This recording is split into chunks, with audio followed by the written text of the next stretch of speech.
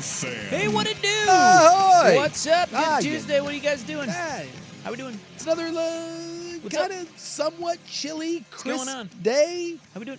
Yeah, it's 73. but it doesn't feel 73. Is it really? Yeah. And I have a question about that. Ask away. About 73 degrees. I'm not a weatherman, but I will do my best to answer in a non-expert field, I should say. Can it be cool when it's 73? Can it be cool? Yeah. Again, I'm gonna go with it can be crisp. It can't be cool. You can have the cool, easy. So no. You can have a cool, easy breeze, but can it be cool? No. I don't think 73 is cool. No. I was driving in going, it's kind of cool today. And then I looked down at my, I have a thermometer in my car because I'm very fancy. Yes. And it says it's 73 degrees. And I'm like, well, it can't be cool when it's 73. But I think that context matters too. If it's like 98 degrees all day long and then the sun goes down and it becomes a cool 73, I don't know. that's But that's not possible. cool. Yeah, That's but that's not pleasant. cool. I don't know. Cool means cool means it's bordering on chilly. I think cool is under. I think of the 60s. Yeah. Either it's got to start with a 6. 100%. Yeah. See, I think of crisp maybe even being colder than cool because I think of like crisp as having a bite. Yeah. I can. I see where you're going with that. I see where you're I going. subscribe to that I newsletter. mean, I almost see them Love as that. equals, you know? You know what? Here's my thing. If you said today was 73, but there was it wasn't quite warm, you know what it is? It's pleasant. It's pleasant outside. Pleasant Mild. 73. Mild. It's mild. I'll tell you what, the last 2 days I have gone shorts, long sleeve t-shirt, and it's perfect. I don't think it necessitates pants, but pants with a long sleeve shirt may be too much, but shorts, like exposing one half, maybe you're going with pants and a short sleeve shirt. But there's options. There's options there. And I think when it's cool, there's not options. Yeah, you can go deeper into your rotation. Yeah, absolutely. You can pull a guy out of the bullpen and go, you know what? I haven't worn that in a while. I did. I pulled out pants again this morning to go on the walk, and I thought to myself, I learned my lesson from yesterday. You don't need that. No, I don't No, need it. You don't need that. And today I didn't go to work. I was like, should I wear pants? And I was like, you know what? I got 7 months of wearing pants. I'm going to enjoy shorts still. We're going with my short pants. Yeah, well, beautiful day. Someone said 3 old men arguing about weather. That's not an argument. That's Hey, we are middle-aged. That is a weather discussion. Yeah. There's no argument there. Yeah, what's that about? Yeah, what are you doing? Cool it. Argument. I don't think so. Yeah. Walk that back. It's a healthy discourse. 3 middle-aged men having a pleasant discourse about the difference between cool, crisp, and Well, pleasant. I will say it is an old man tendency to discuss the weather. Yeah, well, what else are you going to do when you're old? Right. You know, Well, you discuss your ailments. yes, my back. Weather and ailments. After you get through all that, you Yeah. don't really have much left to talk about. No. Unless you wanted to venture into politics, which most people don't. No. So that's really it. We get into religion if you want to go. Which is worse, religion or politics? I think politics is worse. Politics? Yeah. Politics. Now. Politics, religion, eating habits, if you will. I'm going to go veganism. Well, like health, yeah. I think sometimes, Cholesterol. yes, your numbers. Everybody's talking about their blood work. I have no idea what any of my numbers mean, by the way. No clue whatsoever. Well, that's I what don't know. experts are for. Exactly. They just look that over and Yeah, I go, don't "You're know. fine. Yeah. See you next year." Yeah, like every time, like I went into the dentist a couple weeks ago and they do, I don't know why at the dentist now, but they do like the wrist cuff thing, and she throws out some numbers there and I'm like, whatever. She goes, this is better than last time. I'm like, no offense to the lady cleaning my teeth who was delightful, but if you think that you telling me my cuff blood pressure from my wrist is going to in any way impact my day or my experience here at the dental office, you're sorely mistaken. So why Yeah, don't we why just do go they ahead do that? and scrape some teeth and I'll be on my merry way. Why do they do that I don't at the know. dentist's office? I don't know. Like, for whatever reason, my dentist, he takes, like, the health history, and I love my dentist. Shout out Gillespie Dentistry. Wonderful people. Known them for years. Some of the nicest human beings you'll ever come across. But I will say this. I bet they're not. They really are. They're legitimately the nicest family. I've known them my whole life, basically. And they're a little like Joey Harrington, where I keep waiting to like get some like dirt on them, and so far I've got nothing. Are they of the church? They are of the church, Yeah. but they're like the good. They're of- skeletons. I don't think there is. I keep waiting. I desperately want to find a skeleton, but it's not there. And every time I think it's there, it turns out it's not a skeleton. It's like it's like a bowl of potpourri that smells delightful. And I'm like, damn it, you're just too wholesome. I keep waiting. But this is my one complaint I'll have.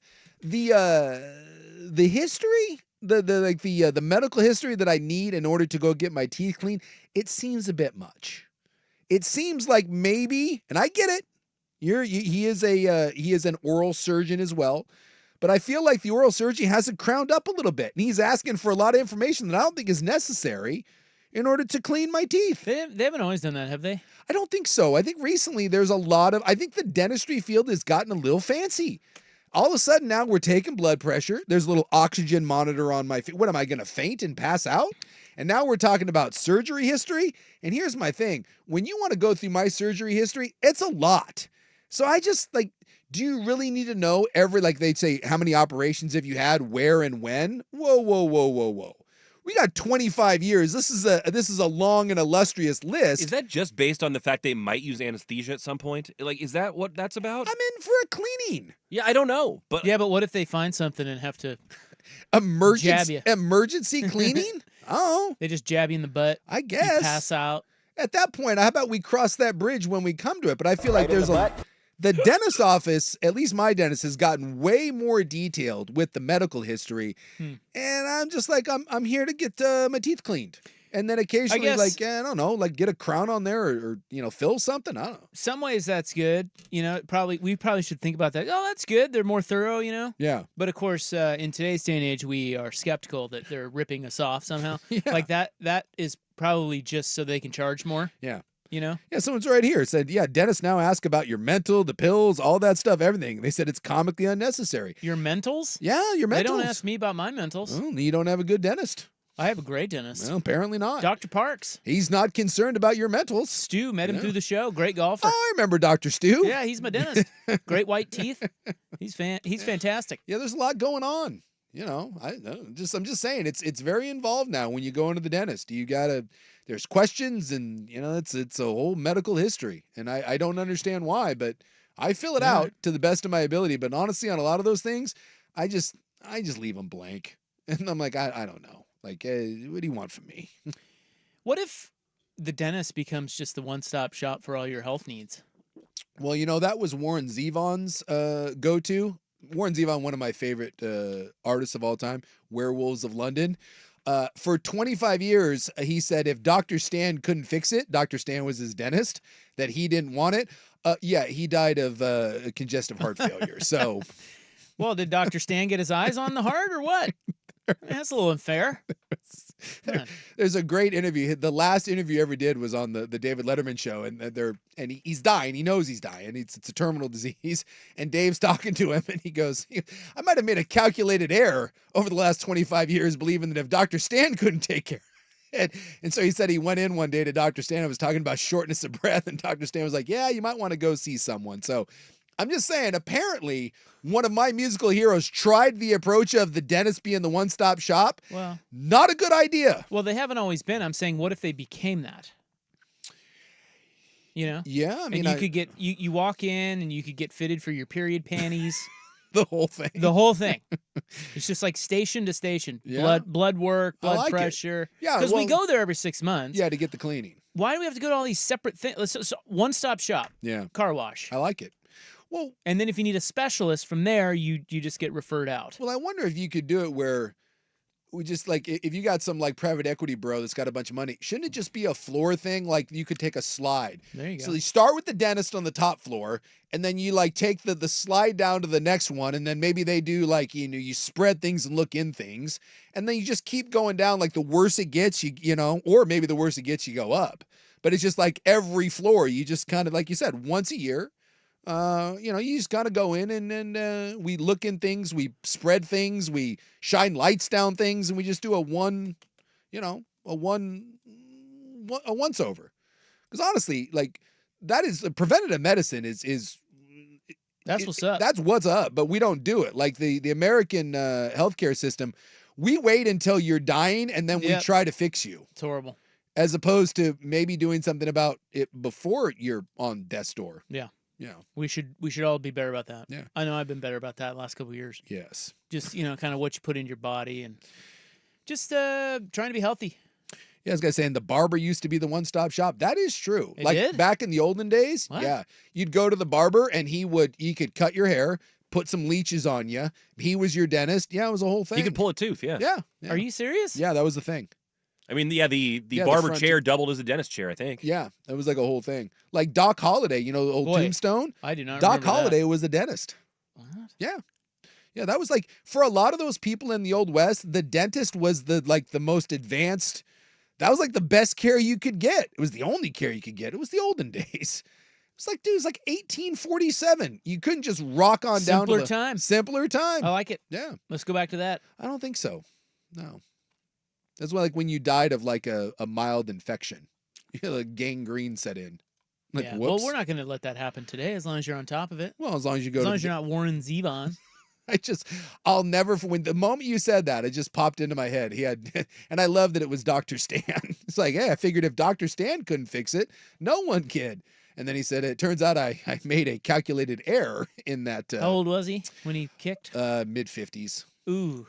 That's a little young. It's a little young. Don't like that. No. And he did some of his best work while he was dying.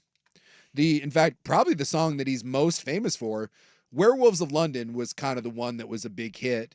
And then he did the Keep Me in Your Heart for a while, which now gets played at every sad movie, every sad show. And he wrote that for his loved ones as he was dying, about trying to remember him.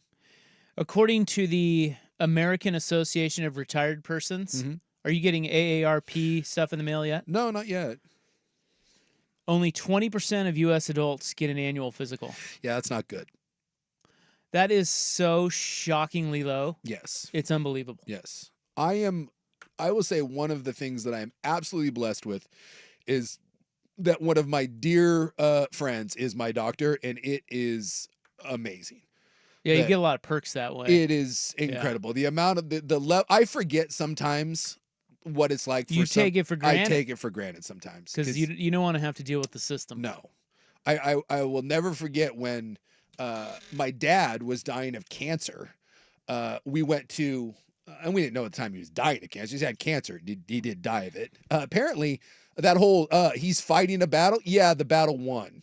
Cancer kicked his ass. So that was a rough one. But we went to one of the hospital appointments. I don't remember if we were at the oncologist or if we were just at the hospital for like a PET scan or whatever.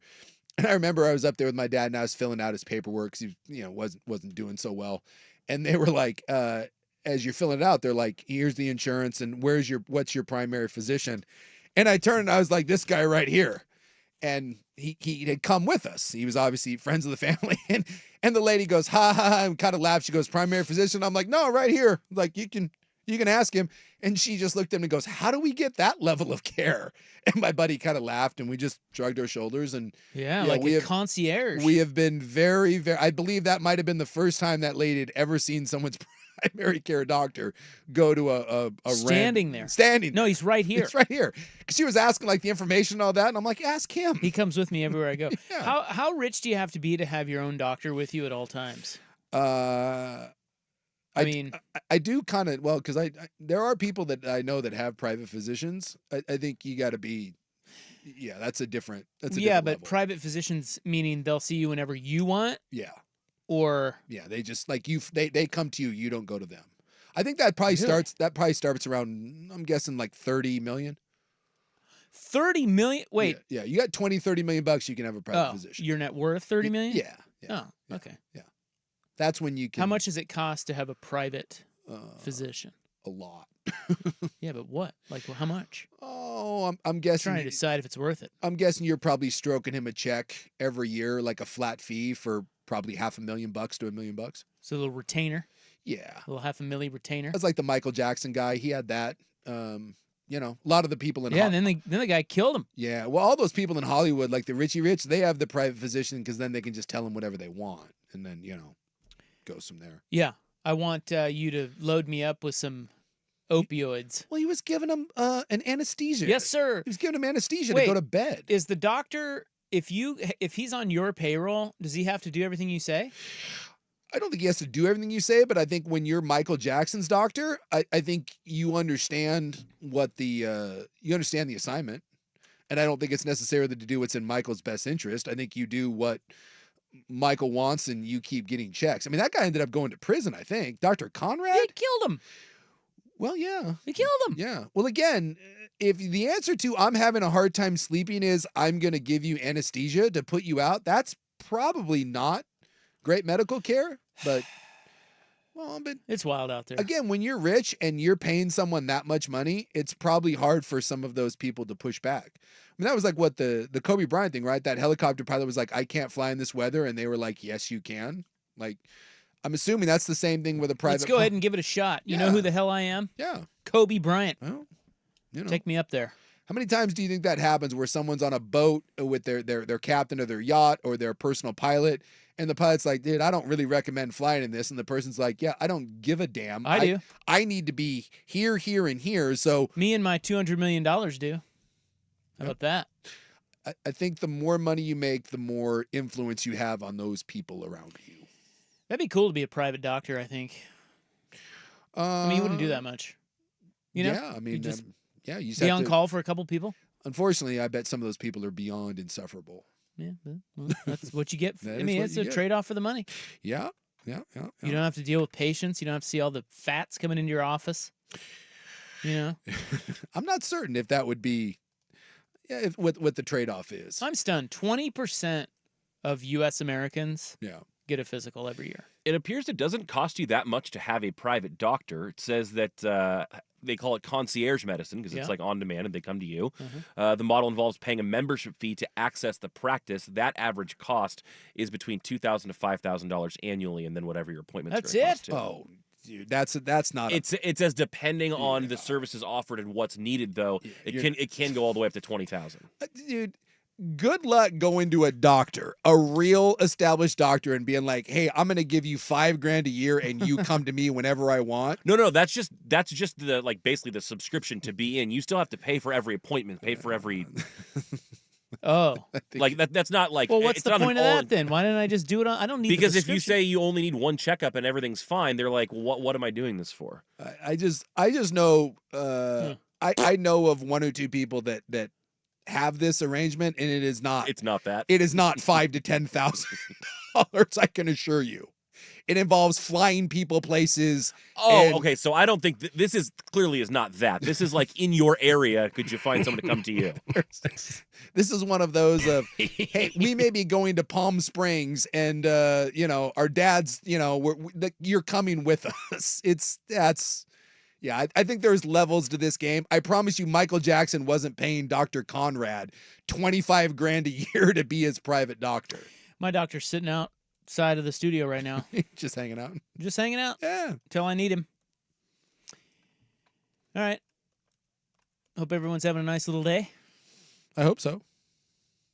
Well, that's what I just said. Yeah. Why'd you say that too? Well, I hope everyone does too. I want people. Why can't I? It's like a cosign. Yeah, me too. We all do. Do you? Sure. Buckley? Yeah.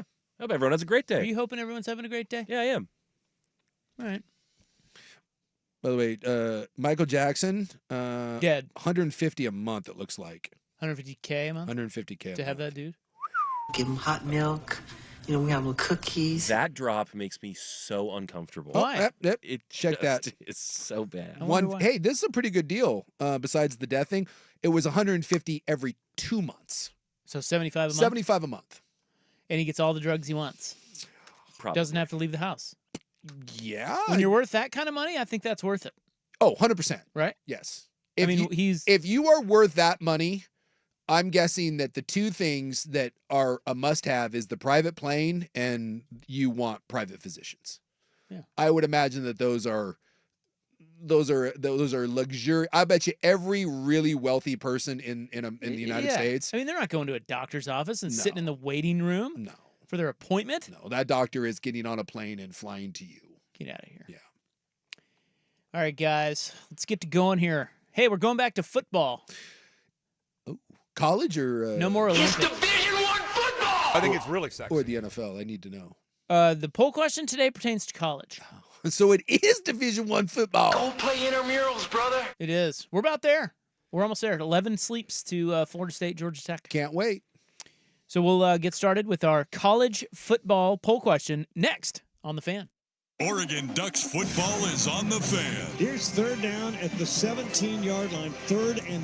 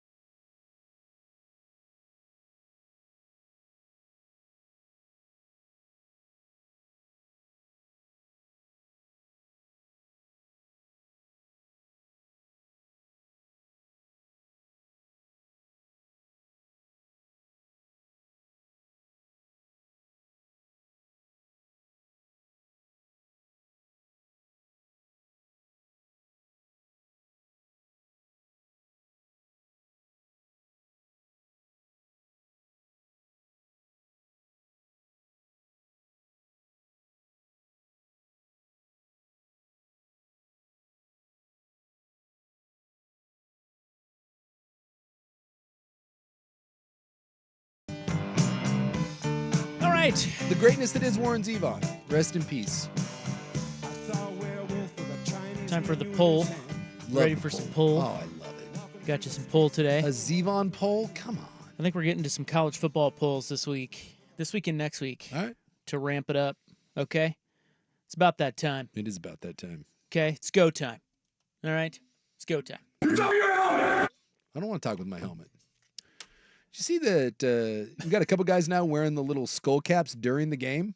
I didn't see The that. Guardian caps. Yeah, the Guardian caps. Are you talking about NFL preseason? Yeah, they're wearing the helmet condoms during the games. Those things look really weird. Yeah, So it's the they've- first year that you're actually allowed to wear them in the games. And we're used to seeing the practice variety, but now they actually have them with the team's logos and stripes and colors on them. So from a distance, it looks a little bit more normal, but on TV, it's going to look pretty weird.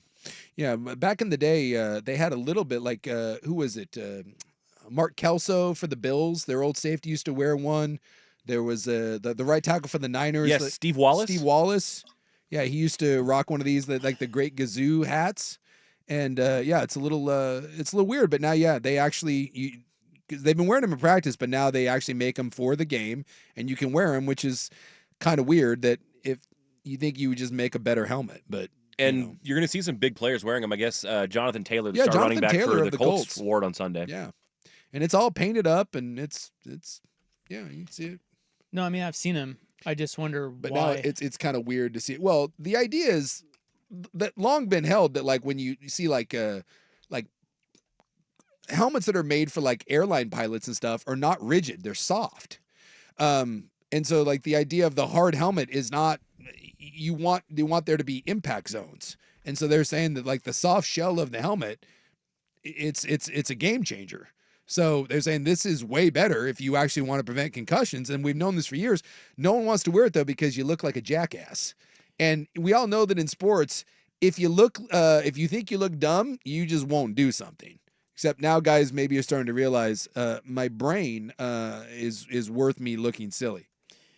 Which makes you look dumber, the underhand free throw or the soft shell helmet? The underhand free throw. I mean, the soft shell helmet is one thing, but at least you can go under the guise of, and it's not under the guise, it's true. It's like, dude, I don't want to have Swiss cheese for brains when I'm done. The underhand free throw, dude, there's nothing more emasculating than the underhand free Rick throw. Barry was an even 90%. Yes, and no one's done it since. Except his kid. For 90%, I would flip and do it if it was going to be that reliable. You wouldn't, because when you started to do it at 13, He's calling you out. They would make fun of you. Like, trust me. If I got contract incentives to get 20 points a game and I can get 3 more a game Then at how the line, come no one has done it since? Pride. His kid did it. You keep saying that. His kid did it. Not in the NBA. Well, His he kid's doesn't. not in the NBA. He doesn't play in the NBA. Hey, he represented our country in 3-on-3. Yeah, he sure did. There is not one NBA player that's done it since. And they should have. That will let you know the amount of shame that goes along with shooting. Doesn't mean underhand they free shouldn't have throws. done it. But I I mean, think in the NBA, like if you make the NBA, you don't have to do it. No. Right? Like it's like DeAndre Jordan. doesn't It's mean like, you shouldn't do it, though. They just put up with it. If you suck as a free throw shooter, it's like, all right, well, he's still really good because he's tall and he can block shots. And now or we've whatever. changed the entire rules of the game to protect those guys in their crappy shooting. It sucks. Yeah, but you would think so. You're not really forced to if you're in the NBA. So that's not really a good. Yeah. You know. No one's done it. That's all I know. Well, again, No one's done it his in the NBA. son did it, And and that his doesn't- son went to Florida. Oh, for God's sakes. And if you think for 1 second he didn't get that scholarship because he wasn't a great free throw shooter, you're mistaken. I love you. I love that we're just like, there was an 8th grader somewhere in Iowa No. that did it. No, he Therefore, wasn't an 8th grader. Division I player at Division Florida. I basketball, and he's a hell of a free throw shooter. And yet, where did that? And he made the Olympics. No, he did. Yes, he did. He was on the 3-on-3 team. team. That Yeah, he doesn't was. count. Oh, it does. No, it Look doesn't. at Was you, he in the just Parade of Nations? Yes, he making was. rules. I am making rules. Doesn't count. All right, Did you here's give our me the poll already? Yeah. I'm jonesing I for got you. some college poll. Okay, let's wrap up the Olympic poll. Yesterday we asked you, does the U.S. men's basketball team of 2024 rival the 1992 Dream Team? Shove that. 59%. Most people don't think they rival the 92 Dream Team. Yes, tougher to win now, 24%. Or, man, it's really close. That was 17%. Yeah, that's that may be one of those age things. Although occasionally we're running a promo right now where Colin's claiming that it's not even close between Steph Curry and Magic Johnson. So, occasionally you get an old head that wants to do I've never seen anything like this before. Today, the poll question is very simple. We go back to college football. Who is the best quarterback in the country? It is on X at 1080 The Fan. Is it Carson Beck, Georgia, Shedeur Sanders, Colorado, Quinn Ewers, Texas, or Dylan Gabriel, Oregon? That's tough. Boy, that's a really shocking. That's a really tough question. Dylan Gabriel winning. Yeah, I wonder why. Well, I mean, Dylan Gabriel is really good. He might be the best quarterback. I mean, like last year he threw for 3,500 yards, something like that. 30 touchdowns, like he had maybe 6 or 7 interceptions. I was looking at his numbers the other day. I actually haven't seen his numbers. Runs around real good. Yeah, it was just like, I don't know, like 2 days ago I was looking at his numbers. So where was he before Oklahoma? Central Florida. Where was he before Central Florida? High school in Hawaii. Oh, okay. So he's I thought he was one of those guys that's been on like 4 different teams. He's been on 3. I mean, Central Florida, and then he was at Oklahoma for a year, and then he was at now he's at Oregon, so 6-year guy. So 4, 5, and 6. It might be Dylan Gabriel. I mean, 55 tutties, 12 picks, 6,700 yards in 2 seasons at OU. At OU, yeah. And then he played 3 seasons at Central Florida.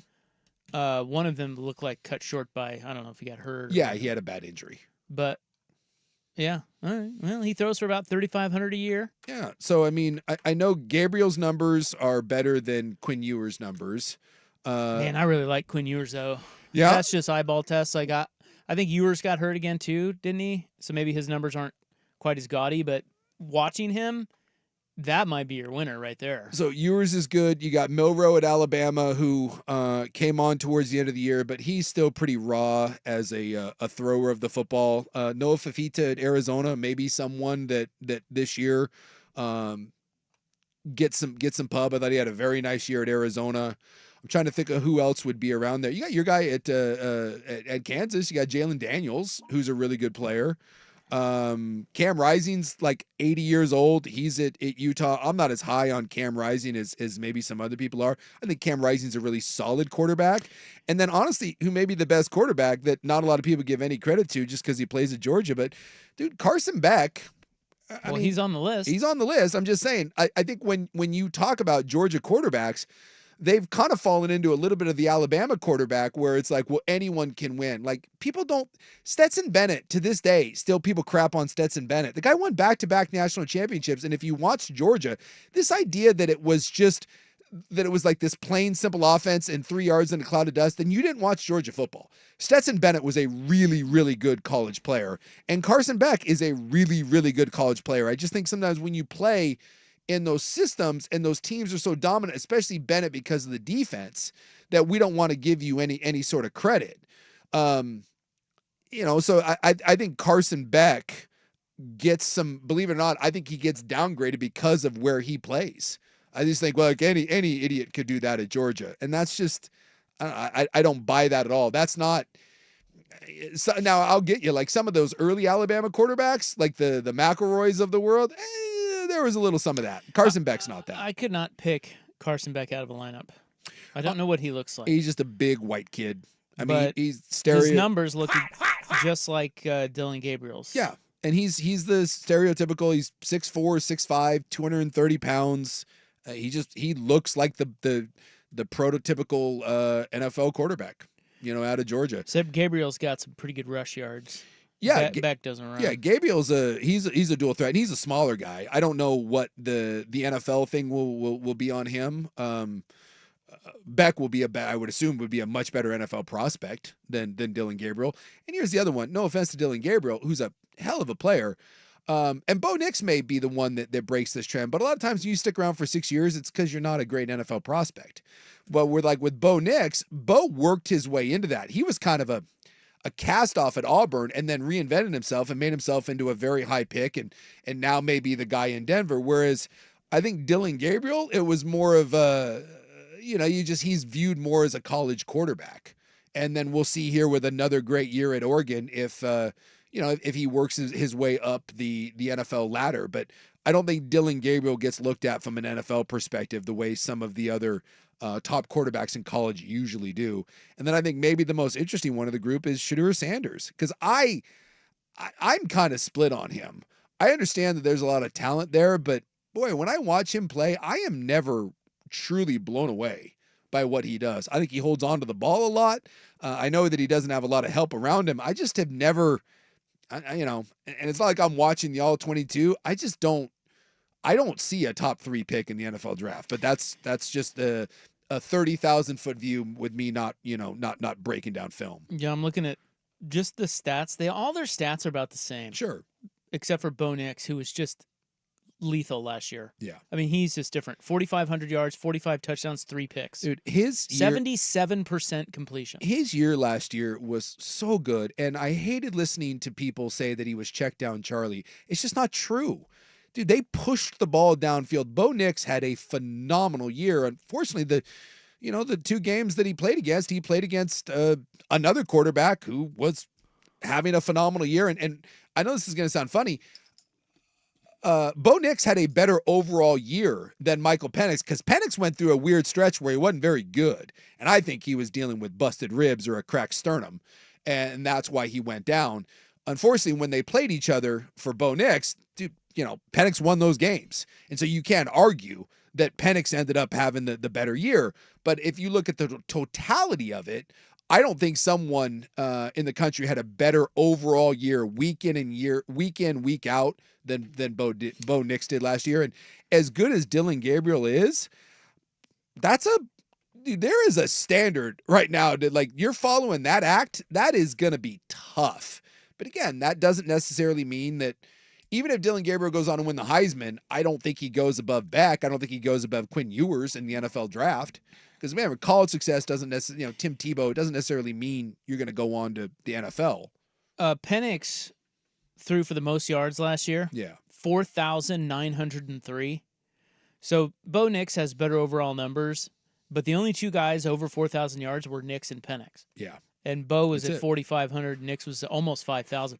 Penix's season, that just the yardage was good for 22nd all time in a single season. And imagine had he not had the weird dip with a couple of those games with the chest or ribs. So there've only been 18 seasons where a quarterback in college threw for over 5,000 yards. Yeah. Some of the names on the list: Cliff Kingsbury. Yeah. Case Keenum. And some of that, again, not to throw shade at those guys, but they played in weak conferences and in systems that threw the ball, 60 times a game. Patrick Mahomes, Derek Carr, there's Graham Harrell, David Klingler. You're seeing a pattern there. Yeah. But you know what the number one most yards thrown for in a season? You know who holds that in college? The most yards. Yeah, it's 5,967, and it occurred just 2 years ago. That is a butt ton of yards. 2 years ago? 3 years ago. 3 years ago. 2021. Is it a big school or is it small school? But he is in the NFL. Small school. Who am I missing? I mean, it's just totally random. But I don't know. Bailey Zappi. Can't write that. What? F out of town. Yes, that Bailey is good Zappi. bar trivia right there. Western Kentucky. That's holds crazy. the record. I had no idea he lit it up like that in college. About that. All right, so who is the best quarterback in the country? Dylan Gabriel, Carson Beck, Shedeur Sanders, or Quinn Ewers? That is our poll question on X at 1080 The Fan. And it can change quite a bit. I remember going into the year last year that we were all up in the business of Riley Leonard. Yeah. And now Riley Leonard left Duke. He's right. at Notre Dame. Notre Dame's a top 5, top 6, sort of school.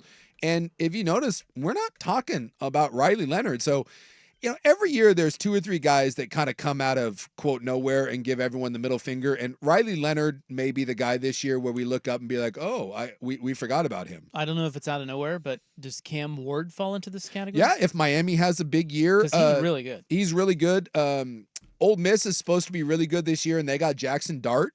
I could see him kind of rising up and doing something. And then, we keep getting told that Drew Aller from Penn State, I personally don't see it, but he was good when he wasn't playing good teams last year. So maybe Penn State has a breakout year. It's just that every year there's always a couple of guys that by middle of the year, we kind of look up as far as NFL prospects or Heisman trophies or whatever, and we say, we didn't see him coming, or some freshman, right? That emerges out of, maybe there's a kid at LSU. Tennessee kid. Yeah, Nico, whose name I'm not even going to try to pronounce. Nussmeier's at LSU. Yeah, he's the LSU guy. Another Nussmeier coming through. Yeah, so you never know. So far, Dylan Gabriel leading the way, 48% of the vote. Quinn Ewers, 29%. Carson Beck, 19%. And Jalen Milroe, no love, 4%. See, and if you wanted a long shot, I don't know what the Heisman odds are. Milroe, towards the end of the year, was throwing a better ball than people give him credit for. He's with a coach that knows how to run offense as good as anyone in the country, and it's still a ridiculously talented team. And he's a big physical freak. Just keep an eye on Jalen Milroe. Well, he's got a lot of room to improve too. Yes, he does. So, and he's at Alabama. That should scare you. Yes. And now with no offense, but he took a guy in Michael Penix who no one gave two S's about, and in 2 years turned Penix into, as we just stated, arguably the best quarterback in the country and a first-round pick. All right, for the rest of this hour, we check in on NFL preseason. Do we have a new Baltimore Ravens? It's 3:42. Here's Buck.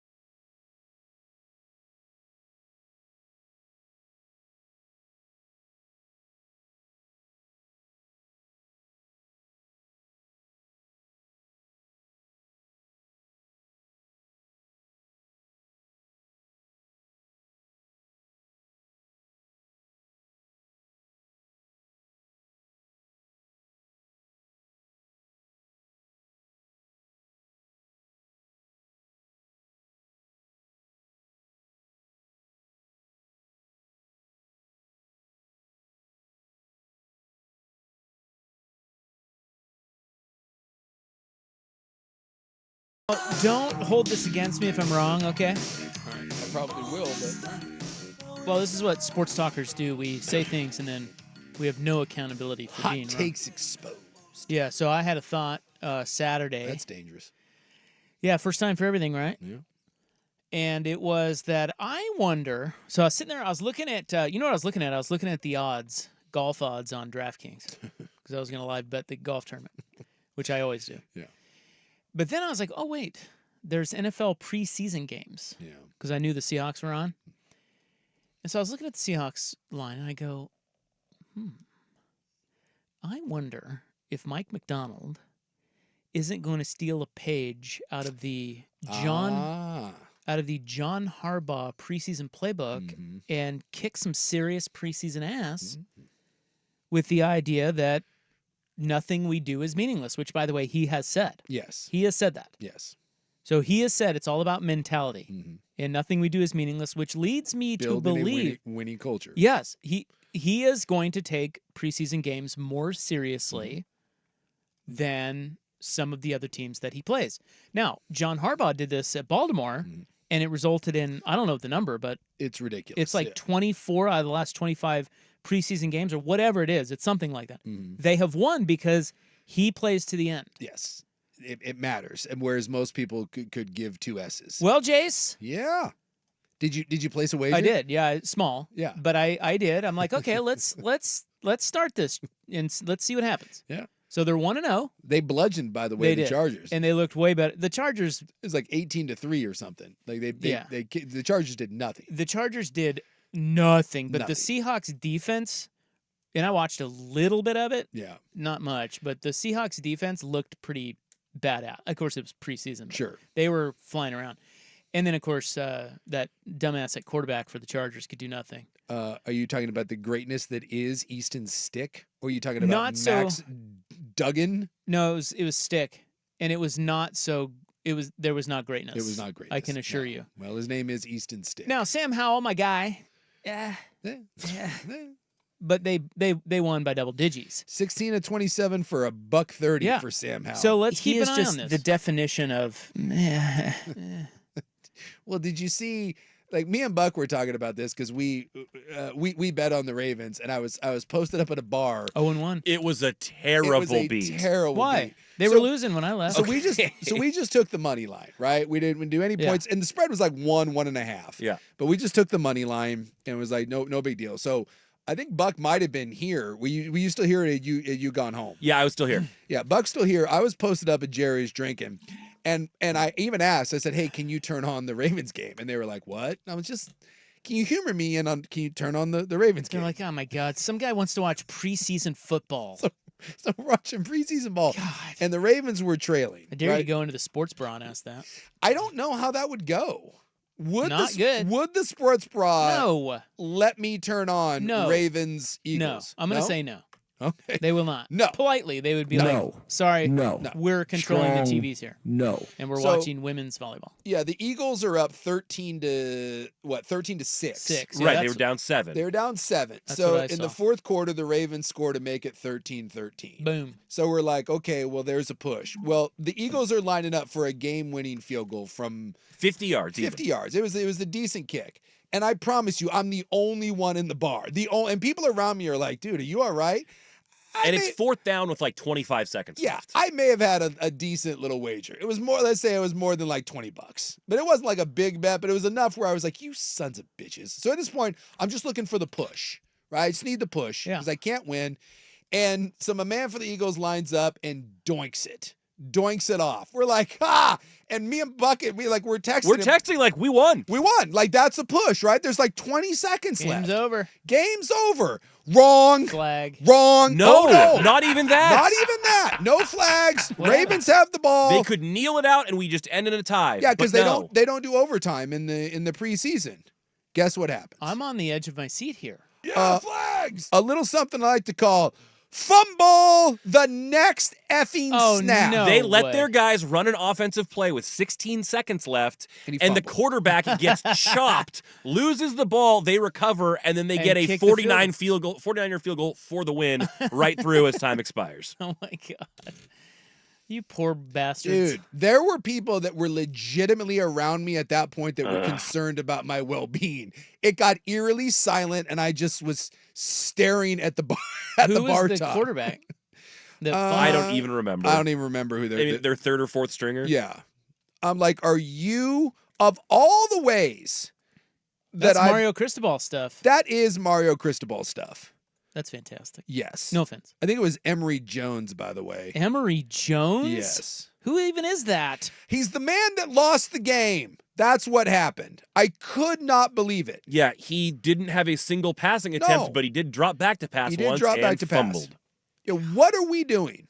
Like it's like that was as sure a thing. I was like, no big deal. Push. We move on to the next one. Take my money, roll it over into preseason 2. Wrong. And I already thought it was going to be a loss because I thought Elliott's going to hit that kick, and then he didn't. I'm like, oh, we found money. No, not so fast. Well, listen, you guys bet on preseason football. We deserved it. So you do deserve that. Yes. Just like I deserve the Seahawks to get bludgeoned by the Titans this week. But I'm going to be trying to double my money. Dude, that was Here. I've had some great beats in my gambling career.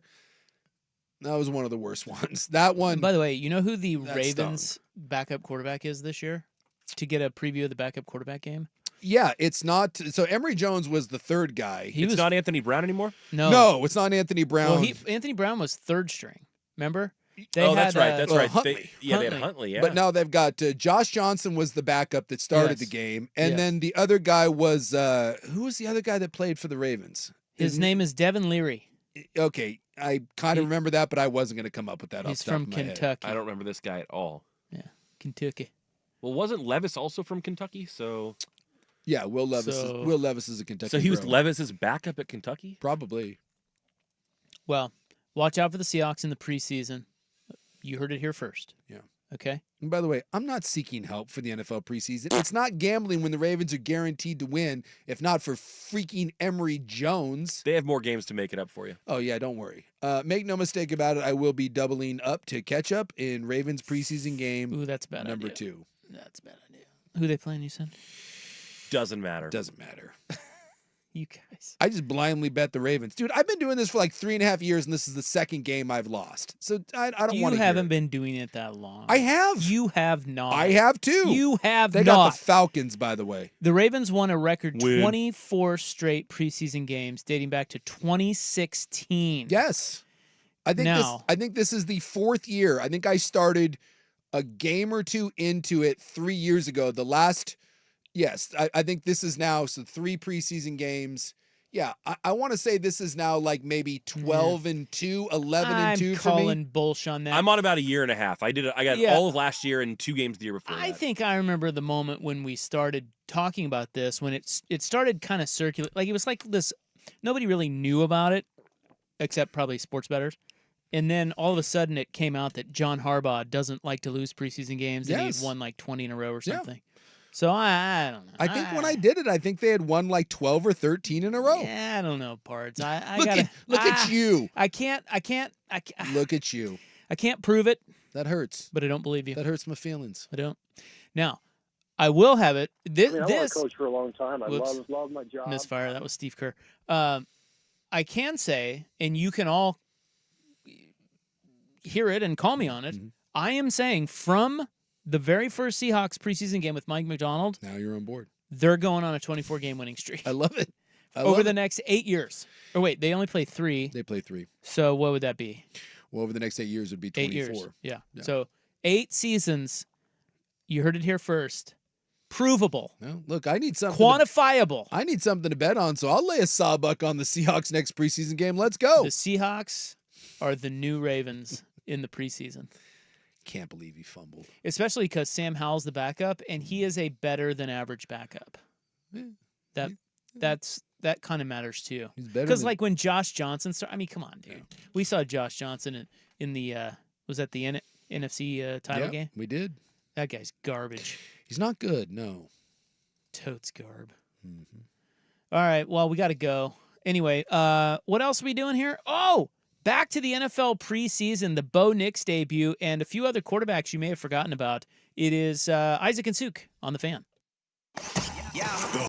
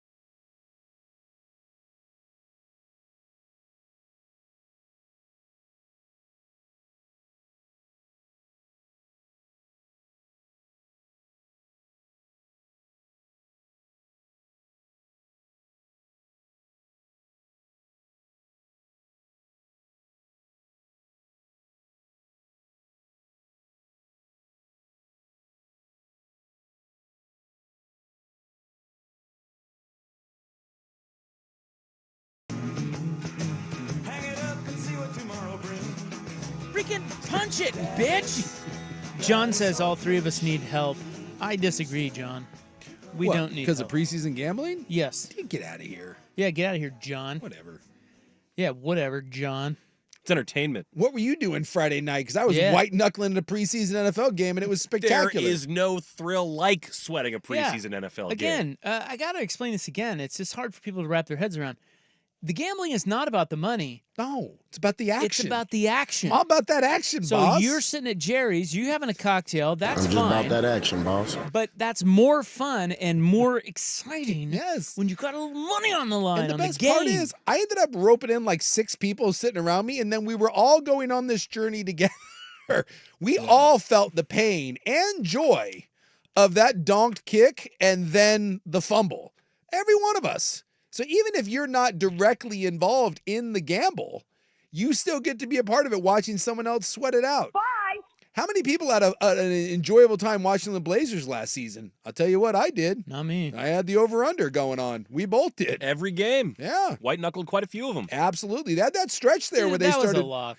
I don't know, man. Come They on. started playing decent in the middle of the year, and it scared me a little bit. They'd win like 2 out of 3. We'd be like, but hold on. I didn't like that. That was like a 3-game stretch, man. No, They was like were a 10-game stretch where I was like, I don't like this. It's going to be a lot tougher this year. It's like 22 and a half. I'm not touching it this year. Neither am I. All right, we've got a sports absurdity segment coming up, but we will check back in on NFL preseason, some quarterback talk next on The Fan.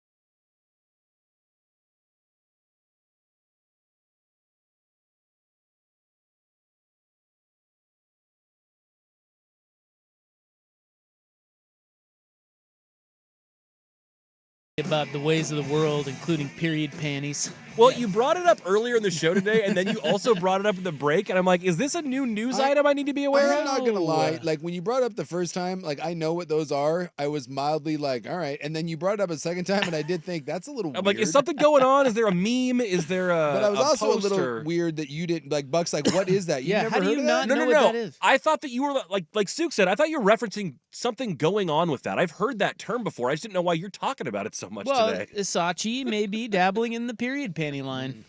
Well, we'll see. Is that Isachi?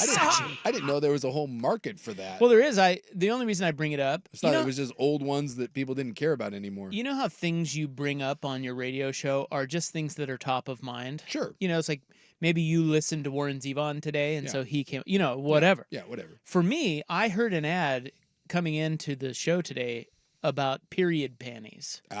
And I did. There's ads for those, huh? Yeah. Oh, yeah. There's a lot of different lines of period panties out there. And I heard an ad, and I chuckled and perhaps even laughed. And then it's just in your, And it's in my lexicon for the day. It's in the focus. It'll be gone by tomorrow. Yeah, it happens. Something else will replace it. 100%. So back to the NFL. We're doing a lot of hot NFL talk here. I mean, it is the preseason, so who really cares? But we do. We already have a quarterback injury. Yeah. That is significant, and that is one, J.J. McCarthy. He could be done for the season. Yeah, they were expected. I mean, he wasn't expected to start right away. Everyone thought that he was kind of a work in progress. And again, it's one game against backups, but he threw the one pick. But McCarthy looked good. I think him and Bo Nix were probably the two best rookie performances that played a significant chunk of time. And so people were kind of like, oh, JJ McCarthy. But he did say, I saw it yesterday, he said he went in the next day and it reported some knee soreness and that they were going to look at it. But at the time, like, no one remembered it from the game or whatever. Everyone was a little surprised that this kind of came out. But yeah, ESPN sources is that he's expected to undergo knee surgery that will determine how much time he'll be sidelined. So, well, they said if the doctors, once they get in there, if they have to do a full repair, he's done for the season. Yeah. So if they only have to clip it or shave it or whatever else they do, he could be back by the end of the season. Yeah. So the way the meniscus works, I mean, if you don't know, think about it like it's a cushion in between your knee joint, and when you get these little tears in it, like the little flap comes over, and if it's a significant one, well, what they should do, if it's significant, is they'll stitch it back together. And that is a long recovery process. If it's viewed as a minor insignificant one and it's just a little piece of it, they can go in, clip it, shave it down to where it's nice and smooth. Problem is that for your long-term health, if you keep having that done, eventually what happens is you run out of cartilage. Like I've had my knee scoped a bunch, and never once did they repair it. They just were like, we'll cut that out and don't worry about it. And that can lead to long-term knee problems. So my guess is with J.J. McCarthy, if this thing is at all like remotely, like you're having that debate, they'll repair it. So yeah, save him some time. Since he's so young. Yep. Well, I mean, it doesn't save him time. It just saves him maybe some years on his career. So it'd be one thing, like if this is Patrick Mahomes and you're, a significant number of years in and you think there's a Super Bowl on your horizon, then maybe you fight to get back. But if you're J.J. McCarthy and the idea was that you probably weren't going to start anyways, and this was Sam Darnold's team and that you were a project, I can totally see going with a more conservative approach. And by the way, it's going to be McCarthy's decision. Stitch up that knee, and again, we'll see exactly what, is it a bucket tear? How big is the flap? I mean, all those things. But I would, if I'm a bet man, I just have a hunkering here, hankering, that they're going to play this conservative and that you may not see him this year. And that's fine. Maybe for them, they don't even care about that. Yeah. Well, I mean, they care, but he's a rookie. Yeah. And you weren't. I do know that. You were trying to protect him anyway. Yeah. So, I don't know. Sam Darnold time in Minnesota, baby. Well, supposedly they all want it. Like, this is, Let's be great. Colin and everyone else that keeps, for some reason, saying that Sam Darnold is like going to be this great quarterback despite all the evidence we have against it. We'll see. It's like sometimes with quarterbacks, we refuse to accept that they're not very good. And with others, like immediately, like Trey Lance. Oh, yeah, Trey Lance. Like, what's it like? Sam Darnold and Trey Lance, both top picks, both aren't very good. And with Sam Darnold, we keep being like, well, Sam Darnold. And with Trey Lance, immediately we're like, oh, that guy sucks. Like, dude, just get him the hell out of the air. But with some guys, I think it just comes from like the college thing. When we get told someone's good over and over and over again, it's like we refuse to accept that they're not. And maybe Sam Darnold proves me wrong, but I keep waiting for this Sam Darnold resurgence that everyone keeps telling me about, and I've been waiting a while. So Trey Lance played for Dallas the other day, I guess? Trey Lance did play for Dallas. Is he any good? I don't think so. Yeah. No, I haven't heard one. Because I forgot about him. Everyone did. You know who else I forgot about that was out there was Stetson Bennett. Now, he was out there. Well, and he had a special game. Yeah, he did. Yeah, he threw 4 picks, but then he threw the game-winning tutty. Yeah, which was a terrible throw, like the worst throw I've ever seen for a game-winning tutty. I'm not certain what to make of that. I mean, it sounds like they're not talking about it. It sounds like he was in rehab. Like, he had he had some excused absences last year that he was gone all year. They called it mental health. Right. There were a bunch of things they said that were kind of ambiguous, but and he had and we know he had the DUI arrest, and he partied. He won back-to-back titles. I think he had I think he's still partying. I think he had a substance abuse problem. So he went 24 of 38, 224, 1 touchdown, 4 they let interceptions. him throw 38 balls. 38 balls in preseason. Jesus. He was it. He was the only quarterback that played for them. He went the distance. Yeah. Well, They're idea trying to see what they got there. Probably see what they got, and took a year off, and they liked him. Like he was, they liked Stetson Bennett. Whereas Trey Lance went 25 of 41 for 188 yards. That's a 4.5 yard average there. Ooh. And no touchdowns, no picks, and at no point led them to 12 points, and at no point did he look 4 field goals. He looked the part. It wasn't good. So, I forgot about him. The other guy I forgot about, which we mentioned yesterday, was Anthony Richardson. I'm like, oh yeah, yep, he's back, and he played 2 of 4. He played 7 snaps, but he's, I don't know what to think of him. We didn't see enough of him last year. I don't really know. Are the Colts? Are they? I don't know, man. Is he? Here's my thing with Anthony Richardson, and I heard this coming out of Florida. All I hear from him is the potential. He is a physical freak. In fact, I think when he went to the combine, I think he had the highest quarterback athletic score that anyone had ever had at that position. And, at Florida, he didn't win. He's not refined at all. He's not a great thrower of the football, and he gets hurt a bunch. None of that. I don't know where he's this generational talent comes from, but he's another guy, much like Sam Darnold, he's a great athlete. That we get told time and time again. Yeah, and I understand the great athlete thing, but I'm being dead serious. Of all the quarterbacks, we've been doing this 20 years. Of all the quarterbacks that weren't great quarterbacks but were great athletes, Cam Newton? Anyone else? Newton? Dead serious. I mean... Anyone else? Well, I mean, Vic. Vic was a much better quarterback than Anthony Richardson. Vic took his team to a national championship game. Michael Vick threw a ball that was, to compare Anthony Richardson's ball to Michael Vick's is insulting. Michael Vick was a... What if I compared their balls? That I don't know. Between Ron Mexico and Anthony sure. Richardson, but... Okay, well, I'm just balls jiggling. I'm just trying to think here out loud. I'm just trying to think of all the... the answer is... Jalen Hurts is not... He's not that. He's not that. But he's kind of that. Steichen is the old offensive coordinator from the Eagles. Yes. He's now the Colts head coach, so that could be a nice fit. The best one that I can point to, if you want to go this, was Josh Allen. But again... Josh Allen. He's an excellent quarterback. He is an excellent quarterback, but he was not at one point, and he grew into one. So, we'll see what... We'll see what happens with Anthony Richardson, but doesn't he? But doesn't he have better arm talent? Like he just had the potential to grow into one, whereas maybe what you're saying with Richardson, he's just an athlete and doesn't have the potential to grow into one. That's what I see. But Anthony Richardson last year completed less than 60% of his balls, 3 touchdowns, 1 interception, and we talk about him like I listen to people and they're like, what he showed last year. I'm like, what? And then he got hurt. He got hurt, by the way, in 2 of the 4 games that he played, including one that was a season-ending injury because he runs. So, look, I'm not saying that, and he got sacked 7 times. I'm not saying that Anthony Richardson can't be a great quarterback and maybe he grows and develops into one, but, this prototype of taking Anthony Richardson and drafting him that high, and I do think it helps that he is with a really, really bright offensive mind. Don't get me. I think that's a very good thing for him. But this prototype over the history of the NFL has not aged well at all. But I guess the guy's a really hard worker because someone else brought up Vince Young. Vince Young was successful for about a year and a half. Yeah, he wasn't very good. And then everything fell apart because, again, he wasn't a quarterback. And I don't care what anyone says, even though you're not allowed to hit the quarterback in this league, athletes don't last at the quarterback position. You just don't. Who was it? Trevor Lawrence last year, I think it was the one that was telling Anthony Richardson after the game, he went and hugged him. I think it was after the first game and said, you can't get hit like this. This isn't college. This is Trevor Lawrence saying they add up different in the NFL. And then like 2 games later, Anthony Richardson is out for the year.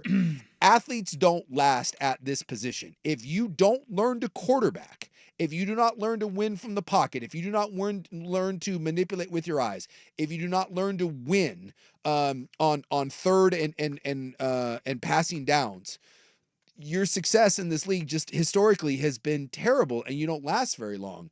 And maybe he gets there, but it is a long, long road, and we don't see many of them. So I am just more skeptical of Anthony Richardson because everyone else just sits there and talks about his raw athletic ability. And I'm like, cool, he's a great athlete. Can he play quarterback? Because if he can, now you've got, the best of both worlds. But it's just, I don't know. We continually do this with athletes at that position. And when you look at the really great quarterbacks that have played in this league over the last 25 years, great athlete usually isn't the number one thing that you talk about him. I mean, Patrick Mahomes he's got a gut and kind of some man up tops, and kind of runs a little weird and is a little squirrely. And I don't know if anyone would say that that's like this raw freak athlete, but last time I checked, he's really good at playing quarterback. All right, we've got sports absurdities coming up. And what else do we have? Oh, is an Ayuk trade on the horizon? Next on The Fan. Oh, hey, what's up? Drop sticking around for the Nation.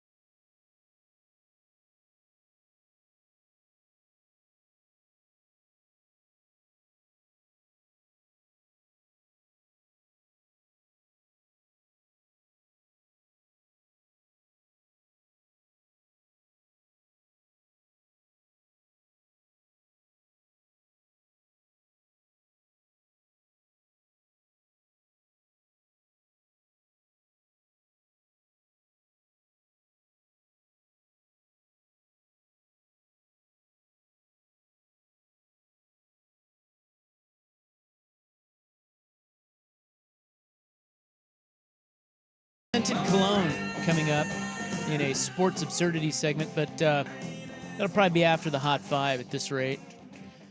Our super smoking hot NFL preseason talk continues. I think that Ryan Buckley, who is a noted Niners fan from the Bay Area, Yes. he probably has tight sports pants right now, although they may not be overfloweth quite yet, as Brandon Ayuk may be traded shortly, but we don't know. Maybe, maybe not. They had to cancel joint practices because they have 23 guys on the injury report. Who does? The Niners. They're really old. They're an old team. They fall apart seemingly like no other team in the league. I think it was the Saints. I forget who it was, but they were having joint. They were supposed to. Everyone does joint practices now.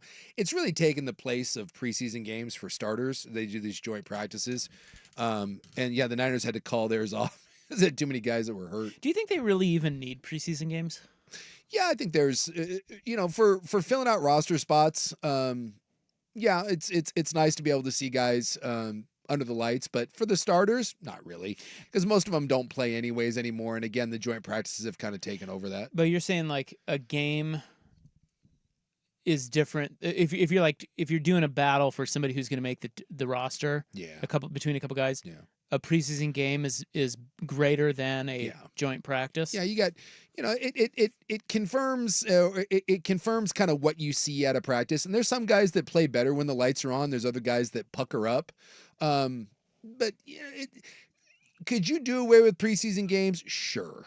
But because I think already that the quality of football in the first couple weeks is already really sloppy because of the lack of preseason work and the lack of padded practices and that we really don't go preseason games anyway. So I don't really think you probably need them. Or you could have one or two. I mean, eventually you're going to go to an 18-game schedule. You're going to lose another preseason game. It's going to go down to 2 because these preseason or the inter-squad scrimmages now these guys do. I mean, those are pretty violent. I mean, outside of hitting quarterbacks, there's a bunch of fights. Oh yeah, dude, those things are. I mean, that's live. Guys are throwing helmets. Yeah, it's a whole thing. So the preseason is what it is. But for the, for the 5th receiver, for the 6th linebacker, for the 4th safety, for the special teams guys, for things like that, backup quarterbacks, I think it matters. No starting quarterback for the most part, unless you're a rookie, is going to win a job in the preseason. But the backup, absolutely. When you go out and you the bed or you go out and have a great preseason game, absolutely that can elevate you to the 2nd or 3rd tier job. It just doesn't matter as much for the starters. Well, as you know, I'm obsessed with backup quarterbacks. Yes, you are. Do you know who the Niners backup is this year? Buckley, don't say anything. It's not... We did this last week, didn't we? Yeah, we did because it's no longer what's his nuts? It's no longer old what's his nuts. No, it's not Sam Darnold or Josh Johnson. Right. Yeah, because we just talked about that. We did this like 2. Yeah, we did this just the other day. Hairless cat. Yeah. Oh yeah, it's Dobbs. Josh Dobbs. Josh Dobbs. Oh no! And don't they've got the other guy that played? They got the Allen, right? Yeah. Is it Kyle Allen or Ryan Allen? Brandon Allen. Brandon Allen. Brandon Allen. Gosh, too many of them. Yeah. Keenan Allen. That's what Bill it was. Allen. Keenan Allen's there. How about that? Well, he can't stay healthy playing receiver, so they thought they'd try him out at quarterback, get him over here from Chicago. Yeah, because I remember that when I was watching some of that Tennessee San Francisco game, and I didn't realize that Mason Rudolph is in Tennessee. Oh, I didn't either. So it was Malik Willis, Mason Rudolph, and Will Levis. Will Levis. Yeah, who we'll hear about a little bit later. Yeah. Yeah, see, that's one of those things like when you're watching preseason, you're like, Mason Rudolph, what the hell are you doing in Tennessee? Does he still have a chunk out of his head?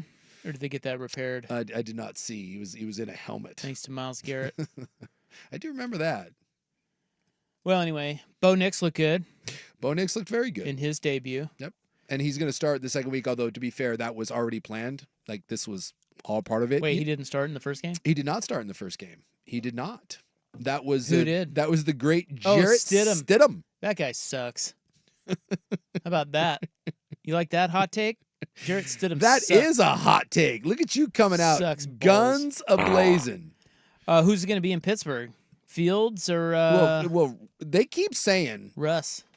They keep saying that it's Russell Wilson despite the calf injury, and it was weird because after the game, Mike Tomlin kind of took some shots at Justin Fields because Fields was like Yeah, but he fumbled it. Yeah, that was the thing. Tomlin didn't like it. Twice, right? Tomlin was like, yeah, that negated pretty much everything. Everything That's good right. that you I did. love Mike Tomlin for that. He's right. You can't fumble, dude. He's kind of like, yeah, you can't do that. But they keep saying, and I don't know how much of this is just, coach speak or whatever. They keep saying that despite the calf injury, that Russ is number one there. So, Mr. Unlimited.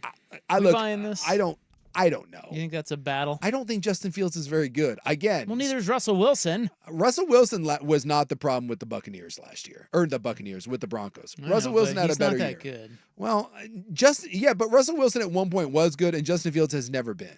Speaking of quarterbacks that, again, we keep trying to say are good, why do we keep saying that Justin Fields is good? No one's saying he's good. Oh, dude. I think they're just crapping on Russell Wilson, which I can totally see. Dude, there are so many talking heads Let's be great. and players that continue to try to be like, Justin Fields never got a fair shake. What shake do you want? How many years do you want to give him before someone's like, dude, he's not very good? It's weird that some people just continue to get that. I just think that's the hot take society, Yeah.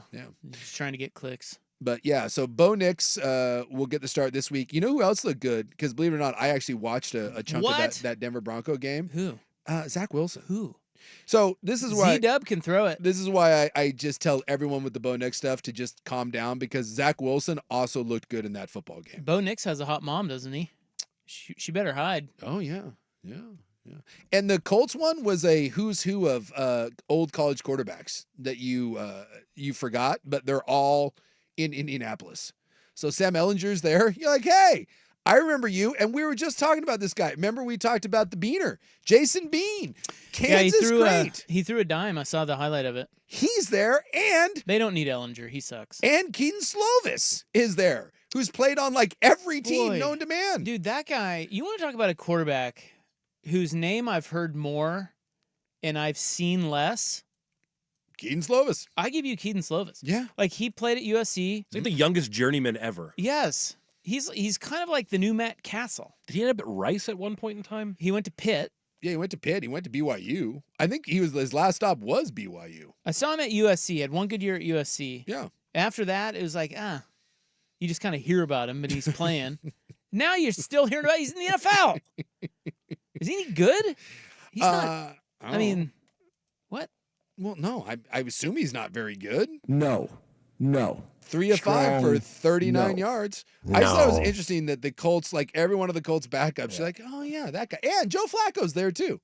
Where's he again? He's Where in we? Indianapolis. Boy, Indy's just loading up on studs. Ellinger, Bean, Slovis, Flacco. Again, it's a And who's Richardson. who of. I've heard of that guy. And yes, Anthony Richardson. is the 5 starting quarterback. quarterbacks? That's Five funny about quarterbacks. Flacco. They pulled him off the couch last year to play for the Jets, right? Yes. And now he's like, oh, I'm a good quarterback again? I don't know if he's a good quarterback, but I think the point is the Colts feel that they're pretty good. They feel like Anthony Richardson's their future, and no one knows if he's going to stay healthy. So you go, and I think what Joe Flacco proved last year is if I have a pretty good team around me, I can be the guy. I can still be the guy. So you bring in Flacco, and if Richardson goes down for a hunk of time, you feel pretty good about Flacco getting you a split.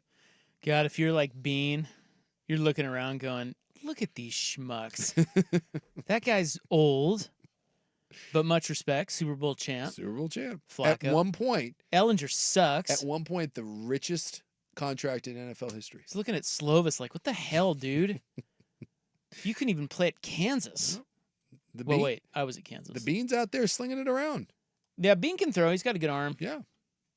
He can run a little. He's super fast. I have no idea who ends up because they're keeping Richardson, they're keeping Flacco, so it's Ellinger, Bean, or Slovis. They're only keeping one other. So yeah, whatever. Practice squad maybe. I don't know. All right, well, there's your entirely too long and in detail NFL preseason talk. You're welcome. Well, I sit around and like the NFL Network just replays games, and so I'll just sit around sometimes and it's just on and kind of They're so bad. you're just watching them. Every time I tune into one, which is twice so far this year, I regret it, and then I go, "Oh my god, why?" It's so bad. They all suck balls. They do. There's no good quarterbacks playing. It's punts and 3 and outs and there is a lot check that downs. there is a lot that I refuse to watch. Like I didn't see like Lions, Giants, whatever. But like I checked out. I wanted to see Penix play. I wanted to see Knicks play. It's intriguing. Somebody said we need to put an Apple AirTag on Keaton Slovis. Can't keep track of that guy. Well, now you know he's in Indianapolis. That's when fantastic. When he gets cut, someone else will pick him up, and we'll go from there. All right. In the news is next. Here's Buck. Now, from the Fan Sports Desk, a Sports Center update on 1080 The Fan. Brought to you by Stanford's. This classic American steakhouse has exactly what you've been craving. Visit them in Clackamas, Tanasbourne, or online at stanfords.com. First on the Fan. In the NFL, Vikings quarterback J.J. McCarthy needs knee surgery for a meniscus injury he sustained over the weekend. The team will not have a timetable for his return until he's had the procedure. Sam Darnold was expected to start in Minnesota even before the injury, and that remains the case. Meanwhile, in San Francisco, Ian Rappaport reports the 49ers and Steelers close to a deal that would send Brandon Ayuk over to Pittsburgh. But according to Rappaport, the Niners haven't yet signed off on the trade. There is still hope he'll sign a long-term deal with San Francisco. More good news for Dan Lanning and the Ducks on the recruiting trail. They land a commitment from 4-star 2026 offensive tackle Cody Green out of Mater Dei High School in Southern California. Green is 6'6", 285 pounds, and the 4th-ranked offensive tackle nationally in his recruiting class. On the diamond, the Mariners entered the day trailing the Astros by half a game for the division lead. Currently, the Mariners, are losing 5-1 in Detroit. It's only the top of the 4th inning in that one. Meanwhile, the Astros are in action as well. They trail to the Tampa Bay Rays 1-0 in the top of the 3rd. More sports scores and stories in 30 minutes. I'm Ryan Buckley at the 1080 The Fan Sports Desk. Listen live or on demand on the Odyssey app, the Fan's desktop player, or tell your smart speaker to play 1080 The Fan. Live, local, and free. No subscription required.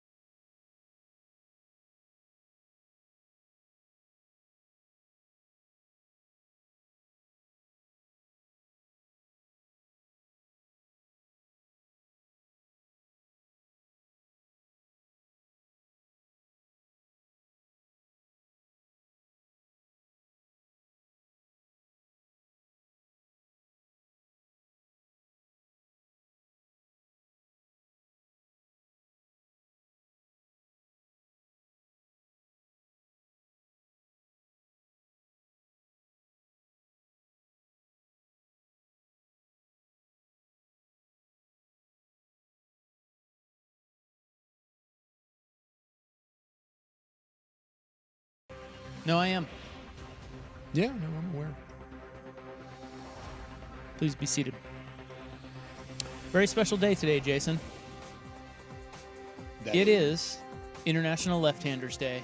Oh, Thank you. Congratulations to you. And Buck. Buck and I are both lefties. That's my son, Eisman, lefty as well. Nice. I knew I liked him.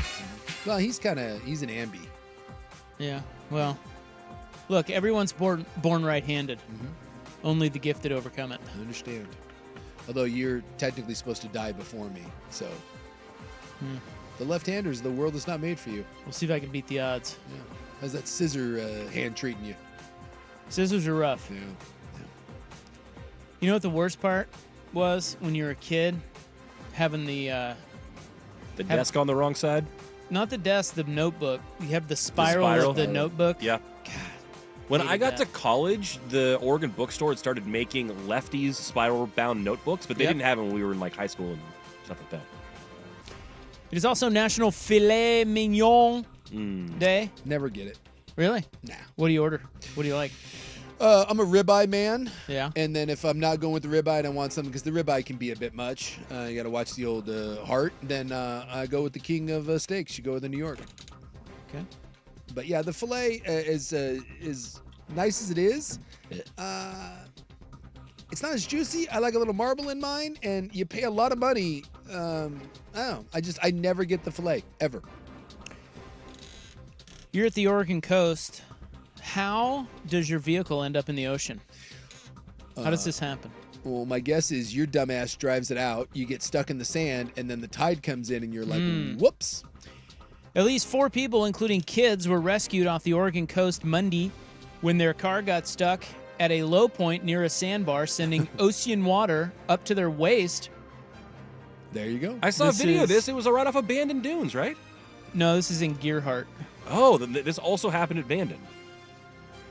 The car ended up in the ocean between Delray and Sunset Beach access points in Gearhart. They said there were 5 people in the car, while officials at the Gearhart Fire said there were 4. All were tourists. Looks like it's a 4Runner. Oh, well, at least that's a 4-wheel drive. I once was down in Mexico, and we had rented a Jeep something or other, because we were down off the coast, and I saw someone in a Toyota Yaris that was stuck in the sand, and you're like, you really thought that was a good idea to go down to the loose sand in a Toyota Yaris. Good on you.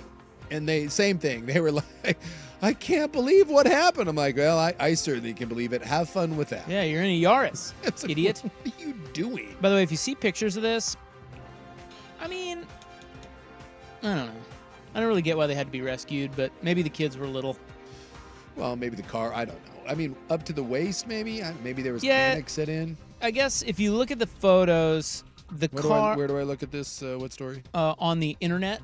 Do you have internet over there? I do have internet, but did you see this on KGW? Actually, this one came from MSN, but car ends up in ocean near Gearhart. Okay. It's a 4Runner with some decals on it, and in one photo, it looks like the water's only up to like mid-tire, but then in the next photo, it's up to the windows. Yeah.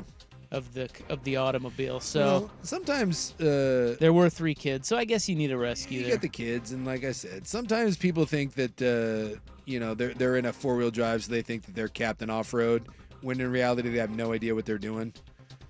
That's. Well, look. That is. I think it's cool that you can drive on the beaches here. Yeah. I find that rad. But I've never done it. Oh, no? Nor will I. No, it's fun. I wouldn't take the Nissan Leaf down there, but, I bet you this happens more than you think. It's easy to get caught up in we're having fun, and the next thing you know, whoops. Now, here's my favorite part of the story. Sons of Beaches, a volunteer group that patrols the beach and helps with towing stuck vehicles and assisting law enforcement, successfully pulled the vehicle out of the water. Someone's saying betting the idiot didn't know how to put it in 4-wheel drive. I'm sorry, but if that happened, that would be quite funny. If someone just showed up and was like, you can just throw that into 4-wheel drive and get on out of there. I mean, if you look at the sort of the wide view of where the vehicle was. He's way out there. Yeah. Like, Yeah, what the hell are you doing, dude? Again, you got a little caught up in the whole thing. You're like, man, I'm in my 4Runner. I got decals on it. I got a roof rack. I'm badass. And then you're like, dude, you're in some really, really soft, squishy sand. But yeah, he was way out there. Shout out to you sons of beaches. Yeah. I think they're great. Hey, if you're headed out to Crater Lake, I've got some news for you. News you can use. Perhaps you're rounding out your summer with a trip to Crater Lake. Beautiful out there. Sprague's going camping for a week. Maybe he's on his way out there. Yeah, well, you need to know that the north entrance is closed beginning today because of the Middle Fork fire. It's a fire out there. Okay. We don't like fires. No. So they need to use that road. So got to be careful. Wanted to warn you of that. Got to be careful. As your noted newsman. Yeah. What else do I have for you here, Jace? Mm-hmm. Oh, Tim Walz. You know him. Yes, I am familiar. He is the running mate of one Kamala Harris. Yes. He's for president. He's Minnesota's lovable grandfather. Seems like a jovial fellow. If you're on one side, and if the other, then I don't know, you hate him for some reason. Stolen valor, dude. It's the National Guard for like 24 years. Stolen valor! Well, what do you do now? We have to bring him local. Oh, we do? Yes. Okay. That's what we do. But I'm pretty Here's sure the local viewpoint. I'm pretty sure I know which one our state's voting for. Well, who cares about voting? Oh, we just have to somehow tie in. This is way more important. Okay. Governor Tim Walz wears Portland-designed glasses. Oh! Thank you. Oh. Hell yeah, what a come up. Yep. Do you wear Portland-designed glasses? No. Look at you. I don't. Look at you and your big fancy European frames. Actually, I don't. I have Warby Parker, dude. Yeah. That's like the opposite of big fancy European frames. I don't wear my glasses, so I can't comment on it. Tim Walz, he wears something called Stark. And if you must know, the color is slate copper. Okay. Is this like Stark Street? Like, is this the same people that make Stark's vacuums? You're asking a lot of questions. Yeah, you've got a lot of... You're peppering me with a lot here. I don't know. The award-winning research only goes so deep. If you said that it was a Portland company and it was called Stark Sunglasses, am I the only one that didn't instantly think of Stark's vacuums? I thought Stark Street. Well, it's actually... Well, yeah, Stark Street, Yeah. Stark's vacuum? I don't know. The company is called 141 Eyewear. The frame is Stark, and the color is slate copper. Okay. So that's all we need. That's all we know. No, well, no, that's not all we know. I know the retail price. More? Yes. How much? $264. Wow, $267. Whoa. What a great guess. BS. Yeah. Horse nears. New game. That's the actual answer. $267. Holy crap Yeah. stick. New game Why? beginning tomorrow. I'm going to bring in some different glasses from around town, and I'm going to let you guess. What? Perhaps we have found a eyewear glass price savant here on the show. You got one the other day too. What was it? There was one like something earlier this that I week was or within last a week? few bucks of. I need to get on Prices Right. For real. stat You're on a heater. and don't think about it either. Just kind of throw one out there. Aren't most eyeglasses right around like frames? Aren't they? Aren't they what? Aren't eyeglass No. frames for the most part? Isn't that about $200 I mean, for like nice designer Yeah. ones, right? that's not that expensive. Yeah. I think for like us, I think More they than give I us. paid. I think they give us like $160 like with our insurance. Yeah, you get one a year. You get like one a year. So I bought Ray-Ban frames, and I want to say they were like I don't know, they're like 100. I had to pay like $20-$30 out of pocket. So I don't know. I just assumed that these were a little fancier than that. Tim Walz don't care. Yeah, he's living that government life, man. It's on Gotta that, look good, it's bro. on that government time. Let's go. Stolen valor. That's son of a gun. Anyway, that is not news you needed to know. No. But I wanted to bring it to you anyway. And we found out Suit can guess glasses prices. So you're wearing Warby Parker, huh? Yeah. I'm gonna say $50. Well, the more you buy, the more of a discount you get. Oh, you buy so I have a a bunch? bunch of them because they're cheap. So it's like 46.50. No, I think it's more than that. All right. Yeah. I guess I'm not. I don't know actually. I'm really rich. Do you know anything? Well, I know a few things. But you don't know how much did your wife buy you the glasses? No. I just don't know the breakdown because I have like 4 or 5 pair. Must be nice. And I don't know. Well, I like to have the thing about glasses. The thing about glasses for me is I need them. I don't like to carry them around, so I need them at various locations. Sure. Like I need a pair that's here and it stays here. I need a pair in my car and it stays in my car. I need a pair at home next to the couch and it stays there. I need a pair next to my bed and it stays there. So I just plant them so that I have them.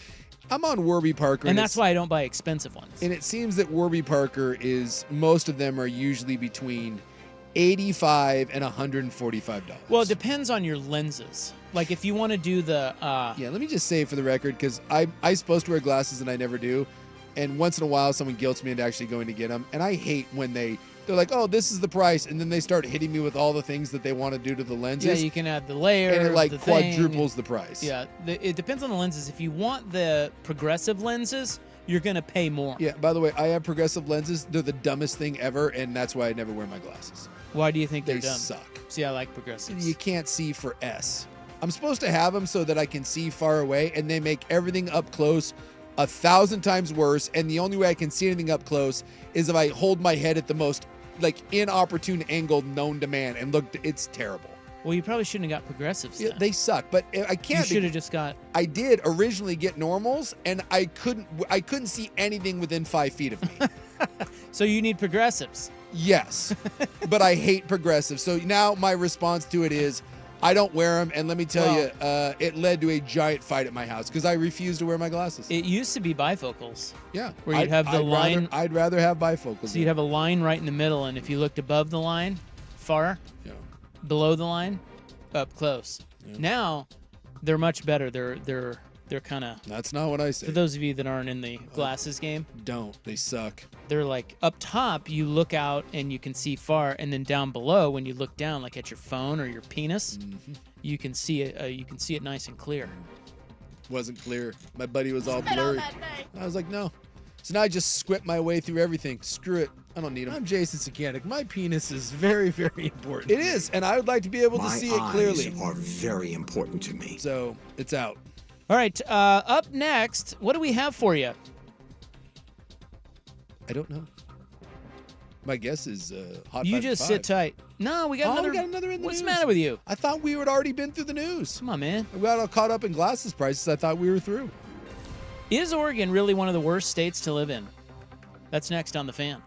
This is The Fan's Window into Sports, a view into today's top stories. Brought to you by Window Nation, online at windownation.com. We have a team in 2 different spots right now. We have like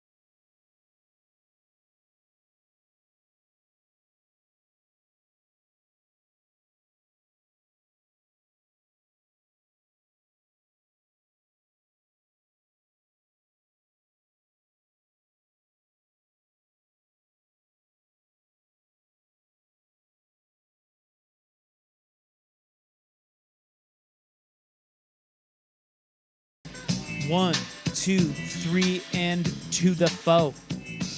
That's me singing. Or am I rapping? What am I doing there? That was more of a Johnny Cash talking. Talk, sing. Boy named Sue sort of thing. Okay, I'll take it. This is in the news, Aug 13, 2024. Hello? Whoa. Oh, hey. Is Oregon one of the worst states to live in? You ask. I don't think so. You don't? Although technically I don't live here. I spend the majority of my time here. Washington. I would like to live here. It's just, it's so very expensive.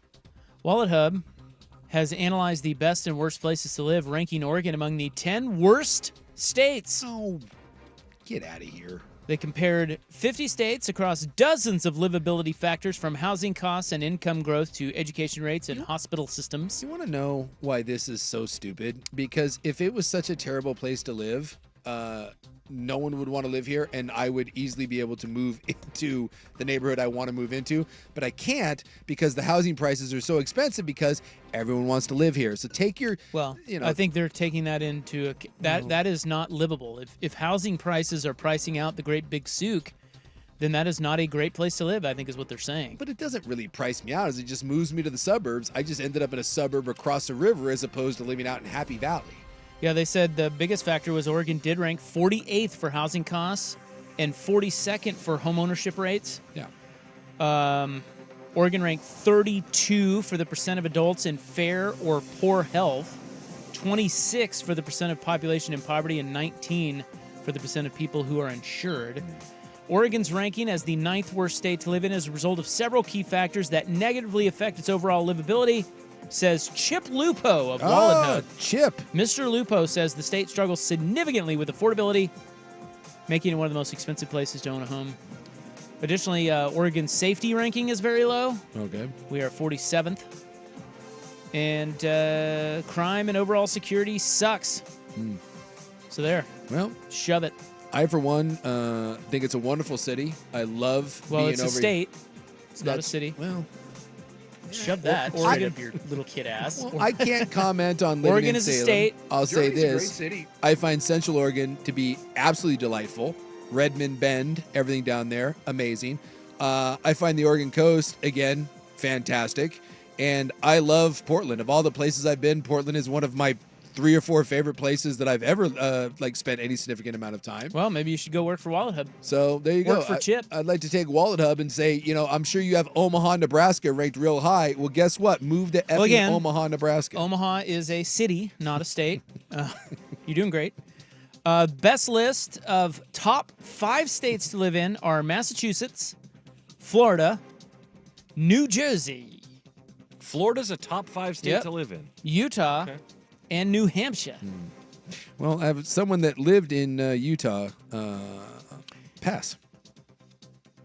Well, again, I think the new Wallet Hub czar should be Jason Sakanik. That's right. So he can put together the real list. Well, I just love that everyone always, the list of places that everyone wants to live are usually places where you can go live because no one's there. Although, to be fair, Massachusetts is a very expensive place, too. Is Massachusetts nice? I've only been to Boston. I've only been to Boston in, the outside area, like Cape Cod and Nantucket and all that. And yes, it was very nice. It was very, very expensive. But, yeah, it was nice. Yeah. And to be honest with you, if you can get over the whole church thing, Utah's a decent place. Yeah, it's pretty. Yeah, I don't have any particular gripe against Utah. It's just it's a bit much and heavy-handed, but it's actually getting better. It's becoming less and less churchy. There's more there's more godless heathens moving in there.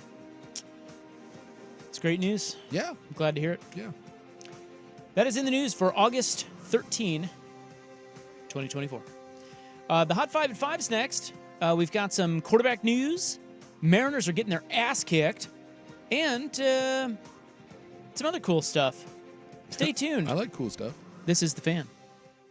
Summer is here. Time to prepare for those outdoor projects. Mr. Plywood has all the supplies you'll need to build or repair that fence, deck, shed, or raised garden bed, and can give you advice to help you save time and money. Serving the greater Portland area for over 50 years. See them today or online at mrplywoodinc.com. Need inspiration? Shop Fred Meyer for over 30,000 mouth-watering choices with savings beyond low prices, like digital coupons worth over $600 each week and up to $1 off per gallon at the pump. More savings and more inspiring flavors make Fred Meyer worth it every time. Fred Meyer, fresh for everyone. Fuel restrictions apply. During our 10 for 10 sale, participating items like Lay's Stacks, Rice-A-Roni, and Sparkling Ice Sparkling Water are $1 each with your card. Fred Meyer, fresh for everyone. Aloha, it's Marcus from the 808. I got big news, brah. 808 Hawaiian Restaurant is now open in Beaverton. Yep, 3 locations now: Burnside, Woodstock, Beaverton, and always online at ate-oh-ate.com. Mahalo. Right now at Wendy's, you can get a small Frosty for $1. And literally everyone is going. The car behind you, going to get a $1 Frosty. The car ahead of you, already had one, going for a second. The person who cut you off earlier, you guessed it, $1 Frosty. Maybe it's all a sign for you to go get one. Just don't cut anyone off. No one likes that person. The iconic Frosty for $1, gotta be Wendy's. Limited time only at participating U.S. Wendy's. Not valid in a combo. Prices may be higher in Alaska, Hawaii, California, and via third-party delivery. When you were young, all you wanted in the summer was an ice cream truck to roll by. Now, you just can't wait for the Harbor Freight parking lot sale to roll around. And it'll be here this weekend. Maybe you're looking to fill up that tool chest. Maybe you're looking for a tool chest to fill up. You'll save money either way. Whatever you do it for less at Harbor Freight. Valid until August 18th, 2024. While supplies last. Limitations apply. The home of Primetime with Isaac and Sue, always live on the Odyssey app, is KFXX KWJJ HD2 Portland 1080 The Fan. You just exposed yourself as a horrible person. You do your best. An Odyssey sports station. Now from the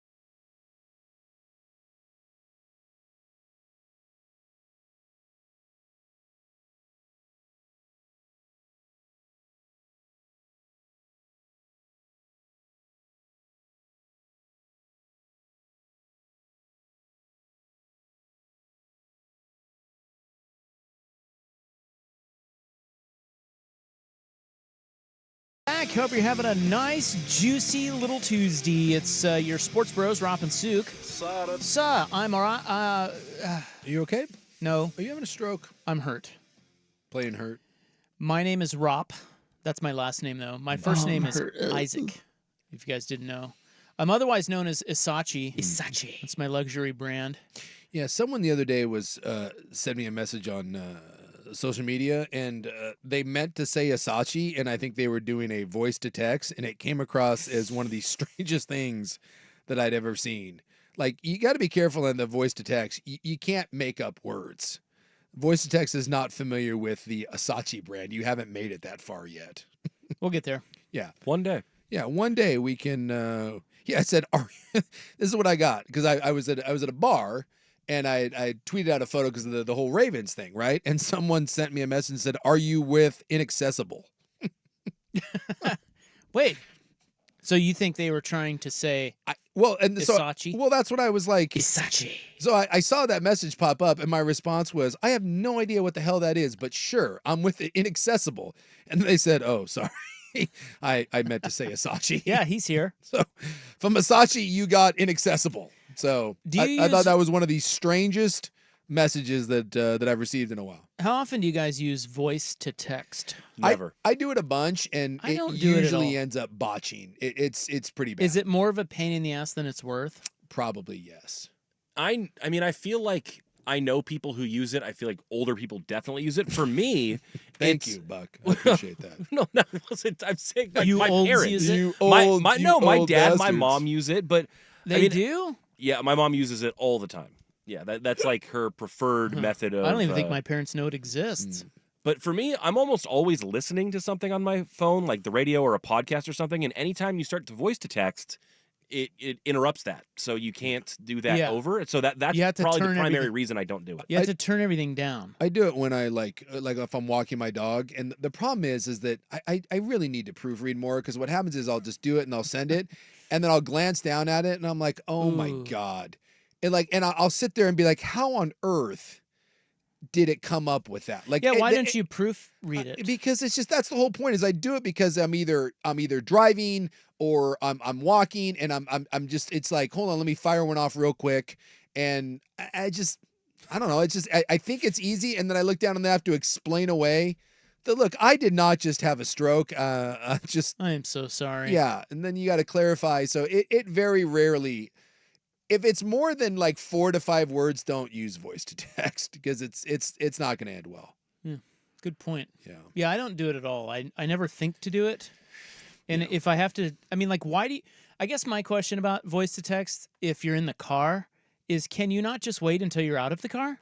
Yeah, I suppose you could. That's what I usually do. But like a lot of times, like if I'm driving and it's one of those like, hey, will you stop at the store or whatever? And I'll send a quick response back. Like, yeah, what do you, and it usually ends up being, a game of phone tag where it's like, sure, I'll pick up the milk purple monkey wrench, Yes. Like, would you like Inaccessible? Yes. I literally stood at that thing I looked at that message for like 35 seconds and I was like, what am I with Accessible? I had no idea. And then when they were like Asachi, and I was like, oh, Isaac. I'm like, no, I'm not. Isachi. But Inaccessible. All right, well, coming up, we've got Sports Absurdities, a segment, a fun fact about Oregon football, Tickle Trunk a little bit later. Joe Rogan is short, so we have famous people who are 5'7". And who lives longer, hots or uglies? Oh. We will actually, studies have answered that question. I need the answer to this. Yeah, so you know where. Look, I know which camp you're. I know where I'm going. All right. What? Are you a hot or are you an ugly? You're not ugly. I've never once. You're not hot, though. I've never once in my life been put in the hot category. Yeah, but you're not ugly. None of us are ugly, are we? I'm in the husky teen section. Is Buckley ugly? Maybe. No, he's not ugly. Who's the ugliest fan personality? I'm not saying that. Although that's gonna be a rough game. I was listening to Dirt and Sprague this morning, as I often do. My favorite morning show. Yes, and they were piggybacking. Someone in the mail sack question, as we were talking yesterday, if we had to be on the loneliest house in the world, right? With a fan personality. With a fan personality. Yeah. And we thought that you or Buck would be high on that list. Or Dusty. And I said, I'm probably finishing dead last. And I admit that.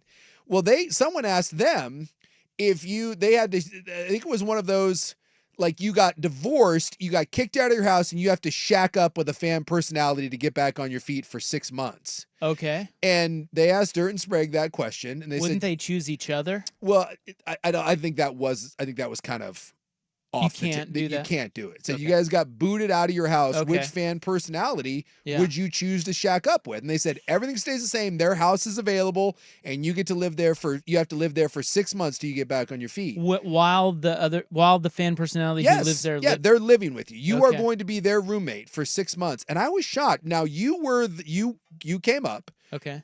But the other ones, they said the only two people that they brought up were you, and then they went me.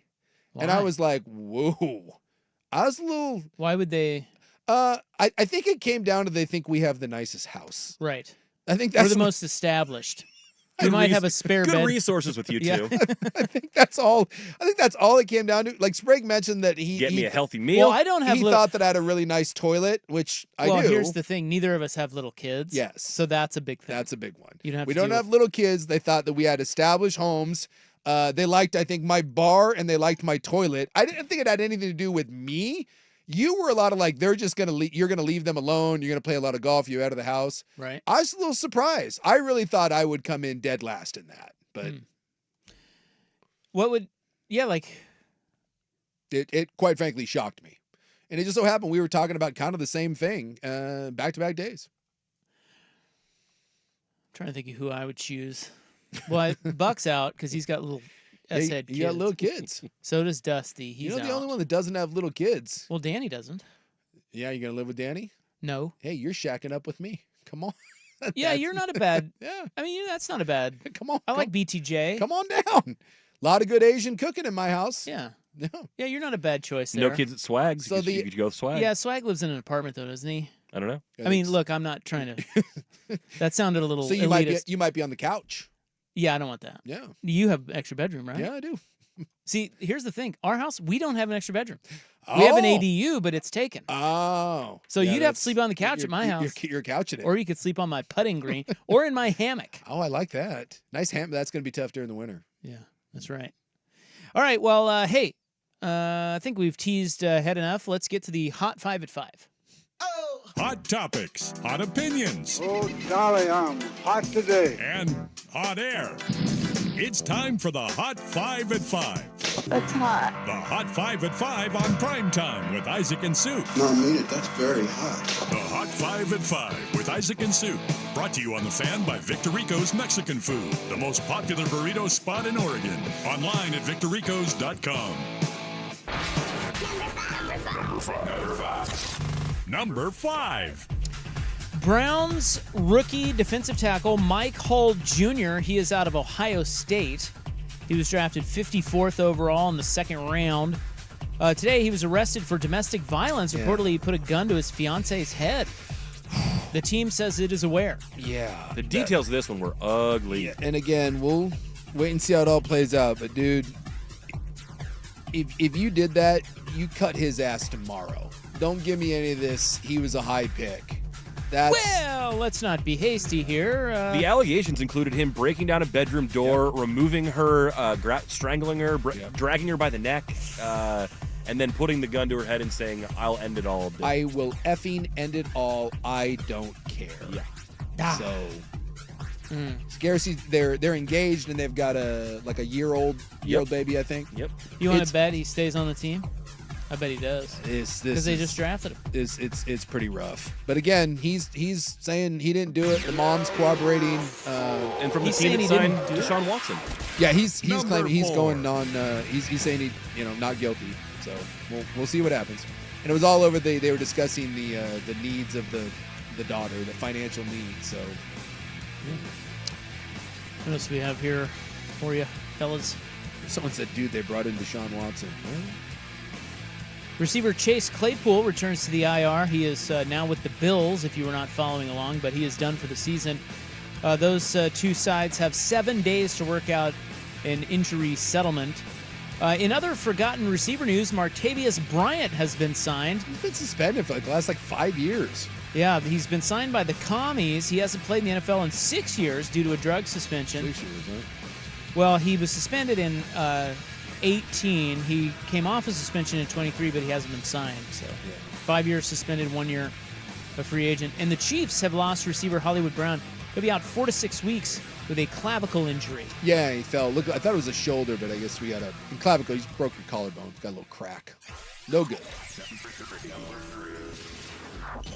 Number 3. It appears the Steelers are closer than ever to trading for Niners receiver Brandon Ayuk. Framework of the deal is in place. Pittsburgh also feels good about a contract extension with him. But now they're saying that the Niners think that they're not that far off on a deal, which is why they haven't pulled the trigger with Pittsburgh. So it sounds like they're trying to pull this thing out of the fire at the 11th hour. Yeah, but there's also the thought that Ayuk doesn't want to sign with them. He's pissed at them, so I don't know. It sounds like it's either down to staying with the Niners or going to Pittsburgh. So, yeah, we'll see what happens. I mean, cool to see him in Pittsburgh. Yeah, I just tell you what.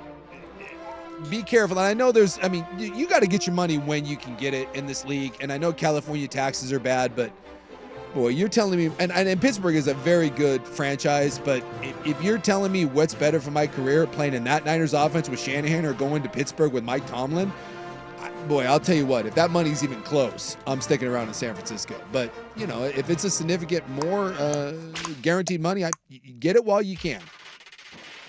Especially receivers, man, you can get chewed up and spit out in this league real fast. And Juju Smith-Schuster just got cut, for God's sakes. Well, your Mariners began the night a half game back of the red-hot Astros. Houston won their 6th in a row last night, and they are leading again in Tampa Bay tonight. That score is 2-1, 4th inning. Seattle kicking off a 9-game road trip. They are in Detroit. It was a good matchup on paper, George Kirby and Tarek Skubal, but freaking Kirby got rocked, and the Mariners are losing 11-1. Yeah, that's not good. It's in the 5th. Hey, it's plenty of time, right? What the F? Where's the dumper when we need him? He's going to have to hit like 7 home runs. Does feel like he's going to need a lot. Lord knows Julio won't do anything. He's back. Come on. Did you see what he did in his first game back? Yeah, 0 for 5 with. Did he take the golden sombrero? Did he go 5 strikeouts? 0 for 5, 5 strikeouts. That's worse than a golden sombrero. I thought the golden sombrero was 5. That's 4. Oh, that's 4. Yeah, I don't even know what they call a 5. It's the golden sombrero with nacho dip on top. It's not good. Not good. No. The Mets are losing 7-1 to the A's. To the A's? Jazz Chisholm, a very cringy name. Yes. He plays for the Yankees. He's been dynamite since coming over. He's been great. He is going on the IL. He suffered an elbow injury. Oh. So suck it, Yankees. Dude, I guess he was having a nice year in Miami, and since coming over from in that deal, dude, he's been great. Freaking awesome for them. The first big quarterback injury of the 2024 preseason goes to Vikings rookie J.J. McCarthy. He is going to have knee surgery. It's a meniscus tear. Once they get in there, they can either trim it, which could mean he's back this season, but if it's a full repair, he will be out until 2025. Yeah, and you got to wonder, too, he wasn't expected to start. He was going to be one of those sit-and-watch guys. I got to think if this is at all a 50-50 decision, they go on the side of caution and sit him for the year and repair that and let Darnold do his thing. Victor Rico's Mexican Food, the most popular burrito spot in Oregon. Order now at victorricos.com. They bring you the hot 5 at 5. Sports absurdities and a little Oregon football coming up on The Fan. How's your t-shirt game?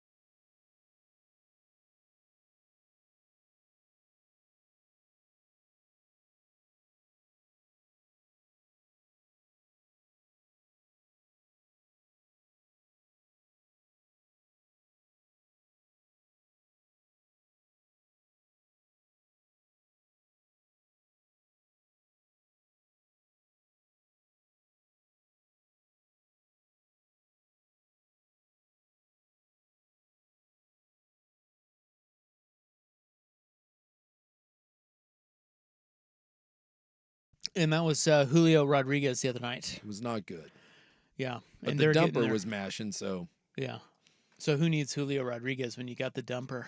I guess the dumper I was looking to when I was listening to some little clips of that game. I guess they were saying that Kelnick was the one that came up with the dumper. Yeah. I didn't know that. Yeah, because he's got a big butt. He's got a big ass. So yeah, it took. They were trying to tell the story, but really, it's just that he has a big butt. Yeah, that was it. And Like, he knows. She got a great ass. He's got a great ass. That could have. They told that story. Yes. It could have just been like, yeah, Kelnick thought he had a big ass, and so he started calling. He was like, dude, you got a big dumper. And he agreed he had a big ass. Yes. And so that's really all it is. But I did enjoy on one of the home runs. One of the announcers like he got bull cheeks into that one, which is fantastic. Well, sports absurdity seggy now. I see where Colin Kaepernick is ready to play. Yeah, he wants to do the flag football thing, right? Oh, is that what it is? Yeah. No, he said he wants to play in the NFL. What? Yes. Oh no, the one I saw, he was talking about flag football. Well, that'd be because know they're doing flag football in the yeah the Olympics. In the Olympics, but he'll be 40. Look, I don't know what to tell you other than Colin Kaepernick has to find a way to get in front of a microphone. He's not playing, man. Just go away. I know, but he's saying that he wants to. Well, again, and he's saying that he wants to. He believes he can still play, and he's saying that he just wants to shake one owner up to the point where they have the balls to sign him. Well, and win not one, not two, not three. I would like to date Halle Berry. I think I can date Halle Berry. I believe in my ability to please Halle Berry, and I just need someone. Dude, you can't please Halle Berry. Colin Get outta Kaepernick here. can't play in the NFL, but he believes he can. So why can't I? What you tell me which one is more absurd? The idea that Colin Kaepernick can come in and be a starting quarterback, or one time I can please Halle Berry. He threw a pass last in 2016. So not that long ago. 26. Just stop. He's about to turn 37. Yeah. Just it's over. And he was in Paris, and so they were interviewing him over there, and he was saying, "Yeah, we're still training, still pushing." He said, "Hopefully, we've just got to get one of these team owners to open up." Stop it. He says it's something I've trained for my whole life. Well, cool. Keep training, bro. To be able to step back on the field, I think that would be a major moment, a major accomplishment for me. I think I could bring a lot to a team and help them win a championship. No, you can't. And I like Colin Kaepernick. I think Colin Kaepernick was treated unfairly. I think Colin Kaepernick was indeed blackballed by the NFL. I also think that Colin Kaepernick has been his own worst enemy because multiple things can be true at the same time. And at this point, dude, for the last 4 years, you have been delusional with your head up your ass. Plain and simple. So stop with the stupid, I'm training. No, you're not. You're not training to be an NFL quarterback. You're never going to be an NFL quarterback.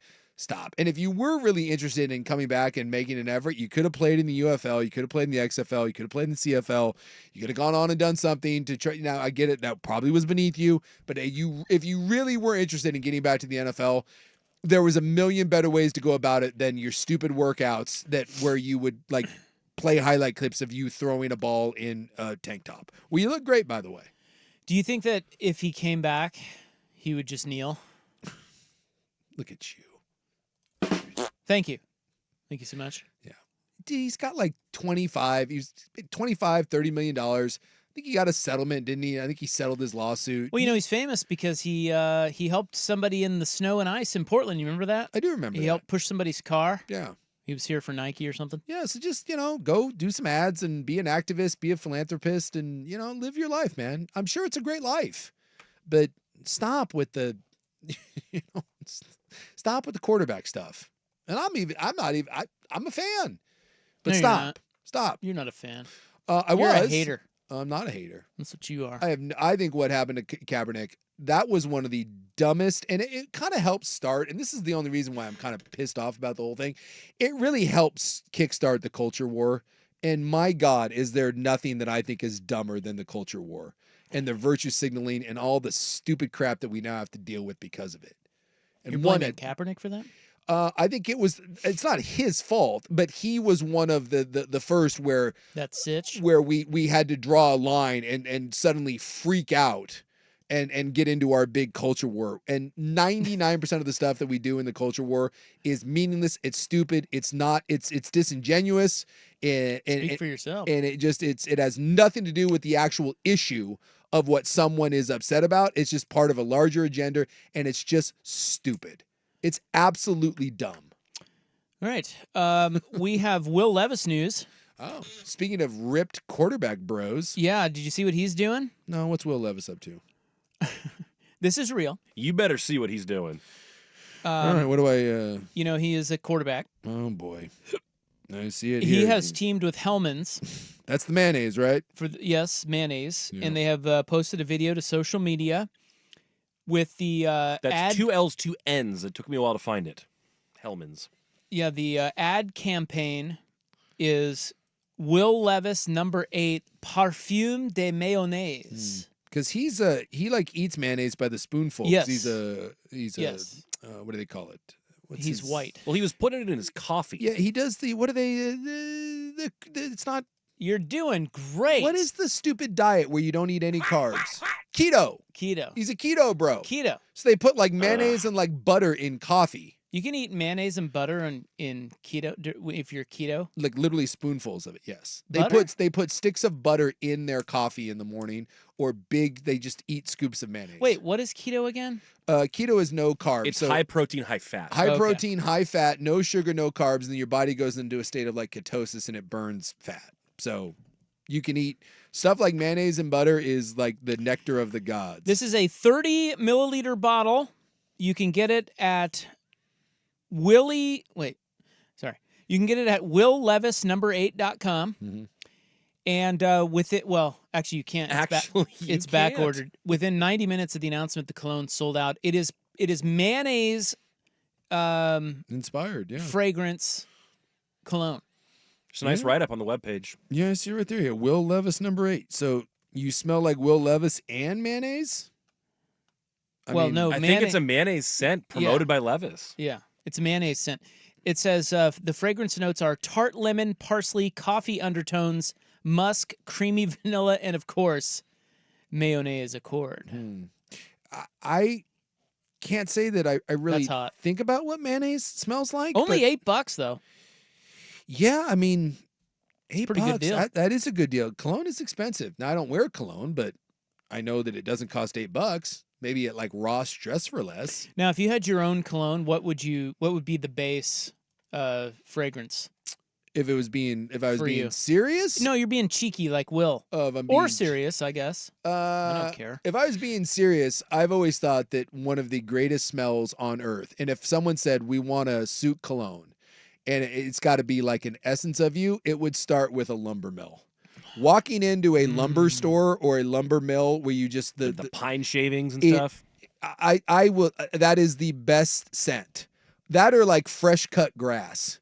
Like you walk onto a baseball field that's just been cut. Oh my! I will roll around in that and lick the ground. It'd be something like that. If I was being cheeky, and you were doing like this, like a mayonnaise inspired sort of thing.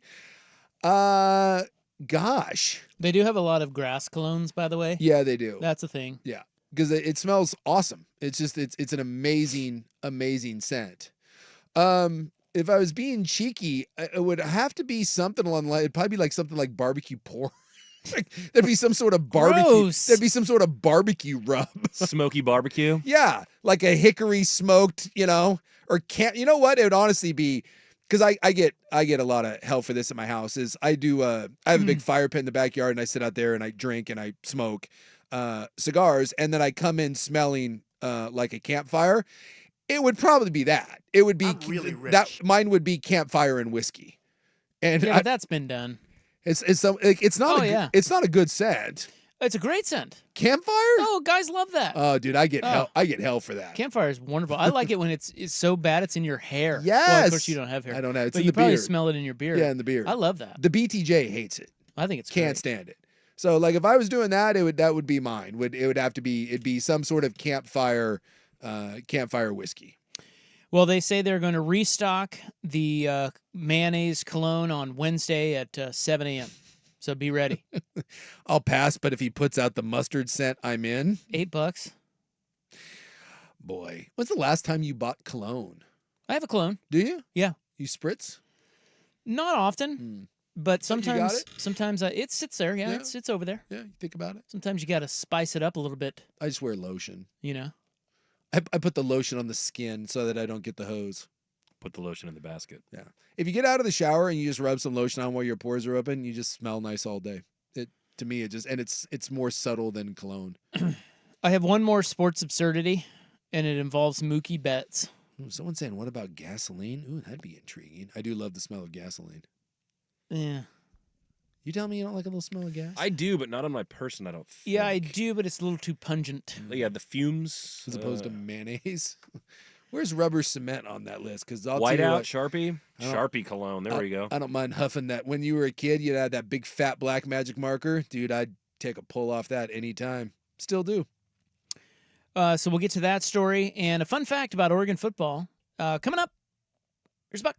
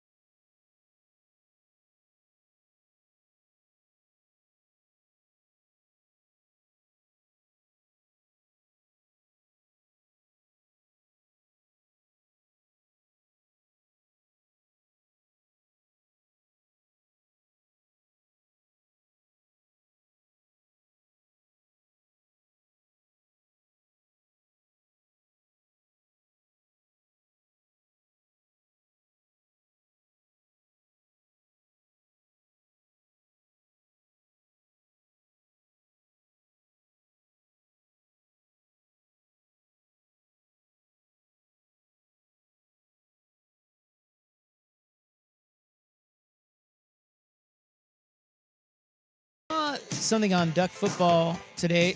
It pertains to nothing. Ooh, that's right up our alley. Yeah, it really is. You want to talk about? And so I put it in the notes. Yeah, let's go. Let's go. That's coming up. But first, our last story in sports oddities. Was that what I called the segment? Yeah, I think that. No, I called it sports absurdities. Oh, absurd. Because this, I think, is absurd. Okay, have you been seeing what's going on with Mookie Betts? Well, I saw that he came back and hit a home run. No. Well, So they're did, by the way. They're in Milwaukee. Okay. And they stay at a hotel called the Pfister. Oh, yeah, I know what you're talking about. And he refuses to stay there because he believes it's haunted. Yes. Now, he's not the only one. No, he's not. As a matter of fact, there have been other players. It's in downtown. Yeah, it's a thing. It was built in 1893. Local legend claims it's haunted, and there have been other players to have claimed to have had experiences in ghost encounters. Sure. Okay. Yeah. But this dumb thing to me is that Betts says he does not believe in ghosts. But he believes in but he doesn't want to find out that he's wrong. Yeah. So he stays at an Airbnb, and the rest of the team stays at the Pfister. Look, I appreciate that level of what would you say? I'm trying to think of like it's absurd. It is absurd, but I guess it's the. By the way, the Tigers up now 15-1. God, the idea of I bet Garver's in there. If the questions, if the answers are scary, don't ask scary questions. Like, there is an element of that is, yeah, I don't believe in ghosts, but everyone says this is haunted, and I go through my life, and I'm comfortable not believing in ghosts, but my God, what if I see a ghost, and now I've got this whole other worry that I have to deal with? I kind of respect the, I don't know, the open-mindedness, but also, like, I'm not going down these roads. Well, that doesn't really add up, though, because if you don't believe in ghosts, you don't think you're going to see a ghost. Yes, but here's the thing. I may not believe in Bigfoot, right? So, and I don't. I don't believe in Bigfoot. But if I'm out in the woods and everyone's like, dude, I'm telling you, you go out in these woods and you're going to see Bigfoot, and Bigfoot's going to scare the living crap out of you. What? I understand the idea of, like, I don't believe it, but at the same time, why risk running into a Bigfoot? Like, it's because it's not that much trouble to just go stay in an Airbnb. I think it's ridiculous, but at the same time, I can see the logic behind it. It's like, I know people that say this all the time. I don't believe in God, but I'm kind of afraid of him. Because what if you I don't believe in God. But what if you get to the other side and you're like, ooh, yeah, I got some things to. I kind of feel that way about the ocean. I don't know really what's down there. I'm not scared of it. I like to go in it, but it's a little fear-inducing. What I don't understand about the ghost thing, because as I pointed out on the show many a time, I've been trying to be, I want a ghost, I want to be haunted desperately, and I've been trying for like 20 years, and it hasn't happened. I don't get, and now the BTJ is terrified of ghosts. Absolutely terrified. My late wife, terrified of ghosts. What I don't understand So she believes in them. She believes in them. I would assume, because she... well, you should ask her that. Yeah, hey, do you believe in ghosts? Because Mookie Betts is terrified of ghosts, but he doesn't believe in them. If I told you that, or I told my significant other, if I told the BTJ, hey, we're gonna go stay in this awesome Airbnb, right? And it's free. A buddy of ours runs it, and it's awesome. It's up on the coast. We're gonna have a great time. But I said, oh, by the way, it's haunted. She would be like, no, we're not going. I'm like, no, it's everything you want. Yeah, it's haunted. She wouldn't go. So, but my question is, what has a ghost ever done that leads us to be afraid of him? Whether there is or isn't ghosts, I'm not here to say that, even though there's not. There's never been one bad thing that's ever happened because of a ghost. Why are we scared? So it's like, oh my God, how creepy would it be? What? I've said it, like a cool little old lady that lives in my house? All right, what? Oh, I woke up in the middle of the night and someone was rattling some chains. Okay. I heard footsteps in the hallway. Did those footsteps come and murder you? No. Did they kick your dog down the stairs? No. Did they raise your electric bill? No. Then what are you scared of? That's the part that makes no sense to me. I've yet to, people on those shows, they're like, would you stay in a haunted asylum? Absolutely. Ooh. How could you? There's ghosts. Okay. What are they going to do to me? They're going to whisper in my ear and blow cold air on me? Cool. I sleep hot anyways. Right in the butt? Be my guest. What if they molested you? Well, that's kind of cool. What? What kind of ghost are we talking about here? Wow. Would you rather sleep in an asylum where there are people or a haunted asylum where there's nobody, but maybe ghosts? The haunted asylum. Right. Yeah. Yeah, I don't want to sleep in a real Because asylum. you know who can hurt me? Yeah. Crazy people. Exactly. You know what can't hurt me? Crazy ghosts. They're ghosts. And people all the time be like, there's no way. Take me to the most haunted place on earth, and I promise you, I'll sleep the sleep of angels. What is the most haunted place on earth? Probably some insane asylum. No. I'm the Googling. Pfister Hotel. I'm The Googling hotel that. we stayed at a hotel in Scotland. It was called I think it was called the Moore Hotel. It's this old hotel when I played in NFL Europe, and supposedly it was haunted. You know, because everything in Europe is haunted. Because why not? It's Europe. Oh, it's been around forever. And do you know how many times I had to listen to my wife tell me about the ghost that was living in our room and how one thing got moved to this and that, and just it drove me effing insane. And then we had to move rooms at one point because she was convinced that room was haunted, as if the ghost can't just go from that room to the other room. And the only thing that ever happened was like the TV would turn on, or like her hairbrush got moved. And I'm like, that's what you're like. Okay, well, maybe the ghost is just considerate and wants you to easily find your hairbrush by moving it over. And then, like, what was the other one? They were leaving, like, quarters. She'd be like, there's a quarter in the room. I'm like, is it possible that, like, you had or whatever the Scottish equivalent to it was. Is it possible you just had that in your pocket? No, I didn't have any change. What if the maid, like, just dropped a coin, dropped a pound in the room? Nope, it was a ghost. It was the worst part about living in a haunted room was hearing my wife tell me about the haunted room. And not one cool thing happened. I didn't see any of it, but she was convinced that room was haunted. That, by the way, is where it started, where I've been trying to be haunted since, and it's yet to happen. Well, Betts says that he can't sleep when he goes to the Pfister. Okay. So he gets an Airbnb. He can't sleep? Yeah. He says he's scared. Even though he doesn't know what he's scared of because he doesn't believe in ghosts. Exactly, which I think is dumb. Well, is someone saying go to the Pfister? What's the Pfister? That's the hotel. Okay, so this is that hotel. Okay. Good grief.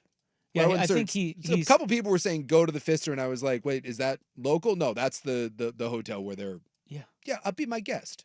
Yeah. Go there. Absolutely. I dare you. Pick me the most haunted place in Portland, and I'll go have a nice, lovely meal and then get wine drunk and take a nap. Have you ever been to anywhere that... So Queen Mary is haunted, supposedly. That's that ship in L.A. Over there. I think it's like a hotel now. Yeah. That's supposedly haunted. I've been there. I didn't see any ghosts, so... No. I've yet to see one. Probably the place that everyone said was that hotel... And it was supposed to be haunted. And outside of that, I don't know. And I've been to a couple like on Halloween, like I've been to a couple like where they actually have the haunted house in like an old haunted mansion, or there was one in Utah that was in an old mental asylum. And they're claiming the Tower of London is supposed to be haunted. I've been there, but again, didn't see a ghost. No. Feel a little cheated here. I keep waiting. Saw some giant ass ravens though. Did you see those ravens at the Tower of London? They're huge. They're like turkeys. Did not. It's the biggest crows or ravens I've ever seen. I was in Gettysburg, and they said that's obviously super haunted. And it had a presence. Super haunted. Well, I mean, it's kind of a bloody battle. And so when you go there certainly is like a feeling of reverence. And you know where else? You know, here's my thing. The Edinburgh Castle in Scotland is supposedly haunted. I've been there too. Everything. Didn't see a ghost. Everything in Scotland is haunted. Here's the one. Like, I have been to a place that I believe if there was going to be a haunting, because what is the whole thing of haunting, right? Like, it's something bad happened, right? To a person. And then they stay there for... They stay there their forever. soul is there. Yeah. You know where I've been and didn't see a single ghost?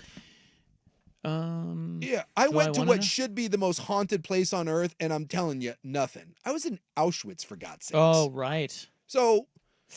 Again, I'm not trying to be like facetious. Like, that is, if there was going to be a place that had all the elements of haunting, old, creepy, bad things happen there to a lot of people. Now, it is somber. You will leave in tears. It is like, oh my God, I can't believe it. But you know what you don't see? You don't see a bunch of ghosts. They're not running around. It's a good point. So, that would be probably the place. The place. So having roamed around there, no offense, but your weird Victorian mansion or your underground tunnel or your mental asylum from the 1950s, I think I'm fine. All right, fun fact. Oregon football wraps up the hour next on The Fan. It's time for a Ducks report.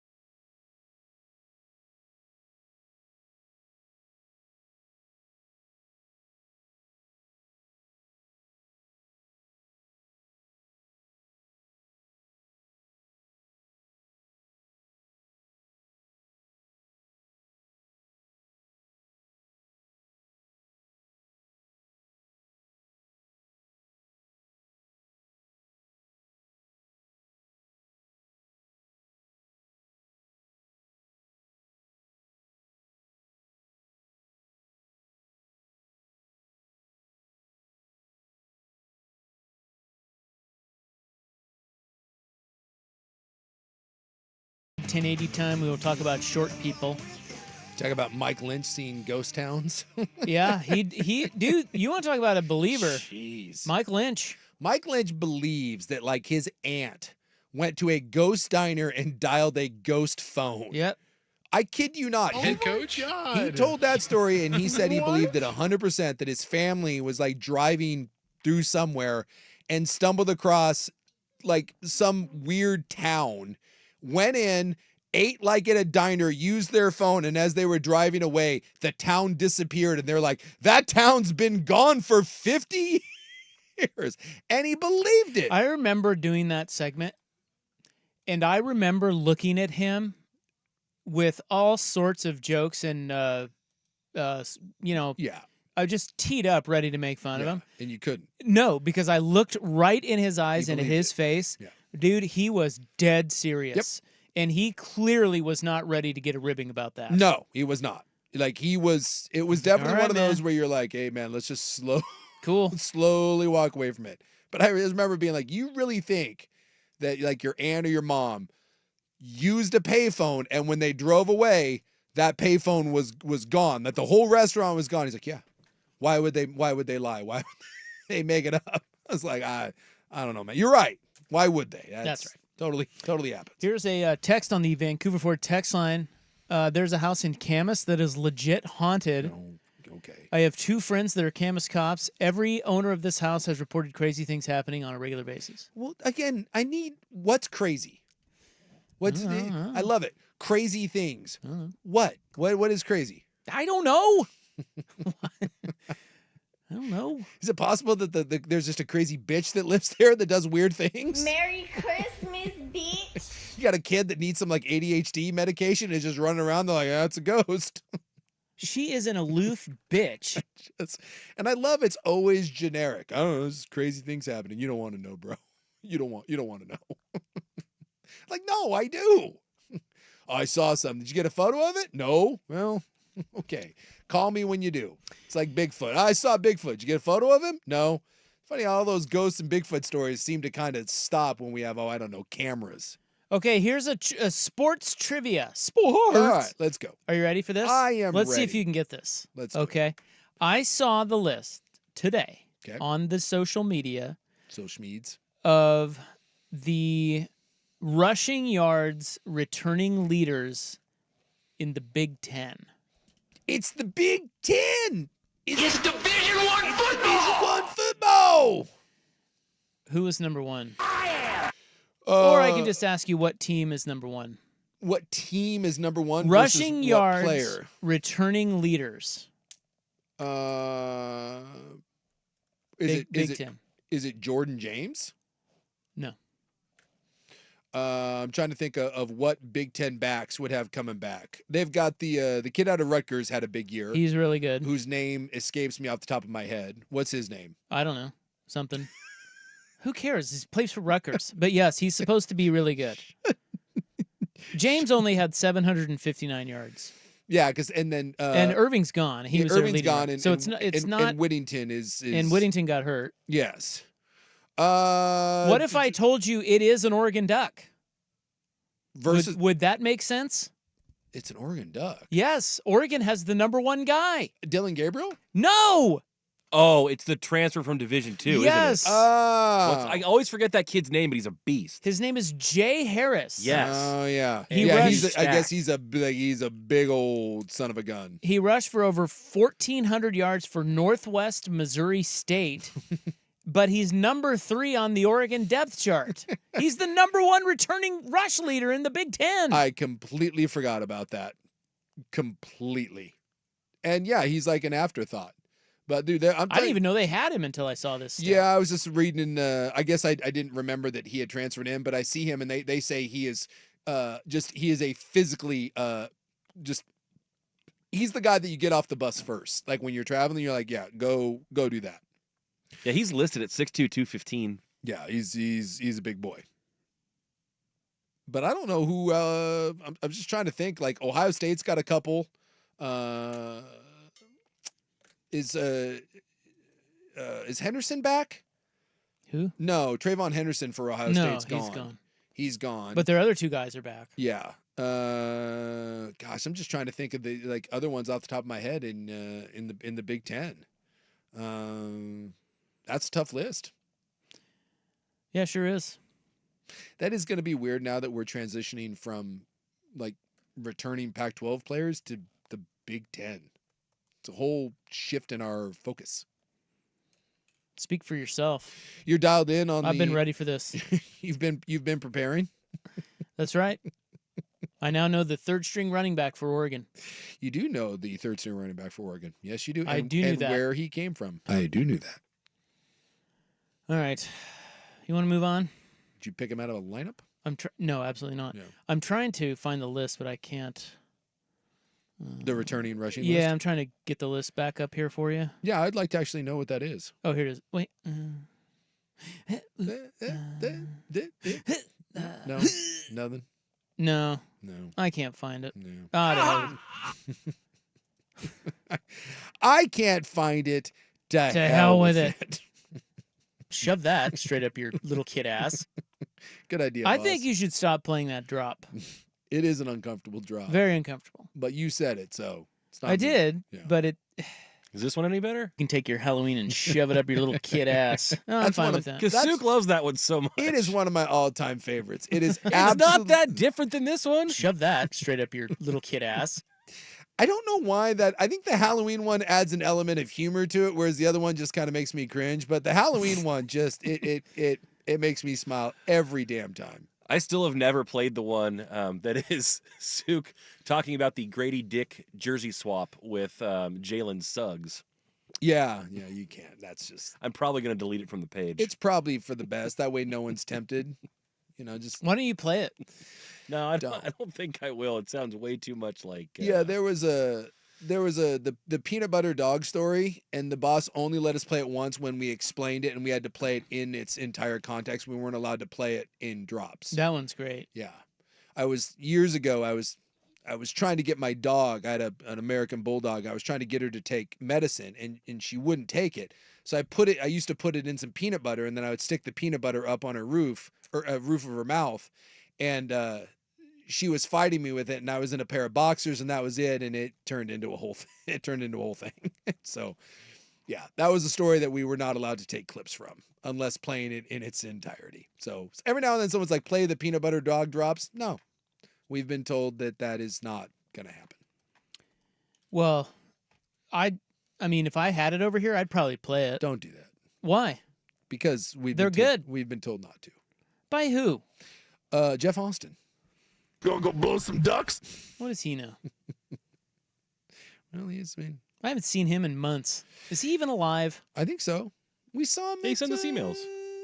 Yeah, we saw him at the golf tournament. And you saw him even more recently at the PDXY. You hosted a panel with him, Isaac. Oh, yeah. Exactly. Well, that's a couple weeks ago. What are you talking about? He could have died. Yeah, you did. You saw him at the symposium or whatever it is that you did. I didn't. All right. We got to go. Well, I really enjoy the show. I mean, I love him, but what a bitch. Thank you. Bye. Thank you. Bye. Coming up next in the club, Joe Rogan is short. Did you know that? Yeah, I knew. So I didn't know how short. He is so small. But he seems a little stubbly, yeah. You mean stubby? And stubbly. Well, he's bald. Yeah, but he's got that permanent, 5 o'clock shadow thing going on. He's got a Homer Simpson thing happening. I guess I'll let you get away with that. It's true. I don't see him as stubbly. You don't? No. He's the definition of stubbly. But he's tiny and he has long arms. Oh, okay. He kind of looks like an ape. I can see that. I can definitely see the chimpanzee He's sort of thing. stubby.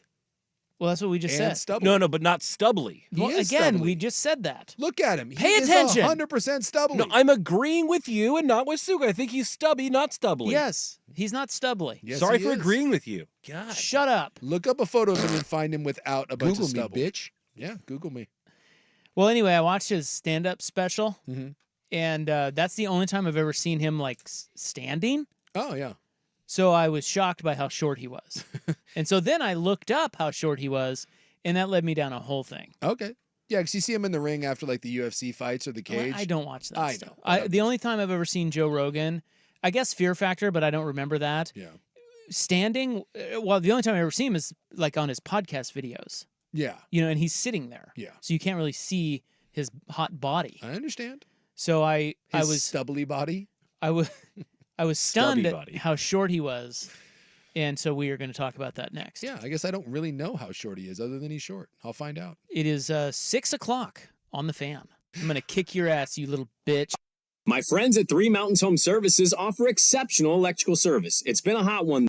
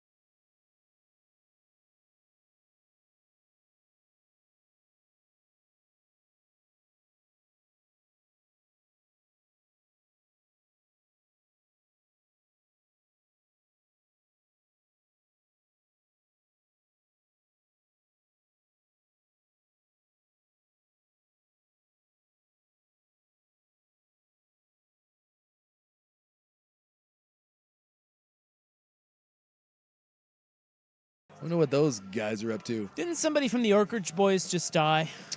I don't know. Are they? I thought I read that. I'm assuming they're coming to a Spirit Mountain casino near you. I mean, the Oak Ridge Boys have been around a long time. Gary McSpadden died. Really? Yeah. Okay. Was he the guy that was... I'm not sure if he was the... Bop. That was a great song. I used to love that song. Did you like that one? Oh, my God. Elvira? Yeah. I always liked... my dad listened to like stuff like the Oak Ridge Boys growing up, and so I always liked the Y'all Come Back Saloon was always my favorite Oak Ridge Boys tune. I don't remember that. Yeah. Well, I mean, again, I don't know if that's necessarily a deep cut, but it's not one of like the 3 Oak Ridge Boys songs that like anyone knows. Yeah, the deep voice guy was Richard Sturban. Was that the guy with the beard, maybe? I hope so. There was one guy with like a ZZ Top beard, and I want him to be the deep voice guy. I don't know. The Oak Ridge Boys. I'll tell you what.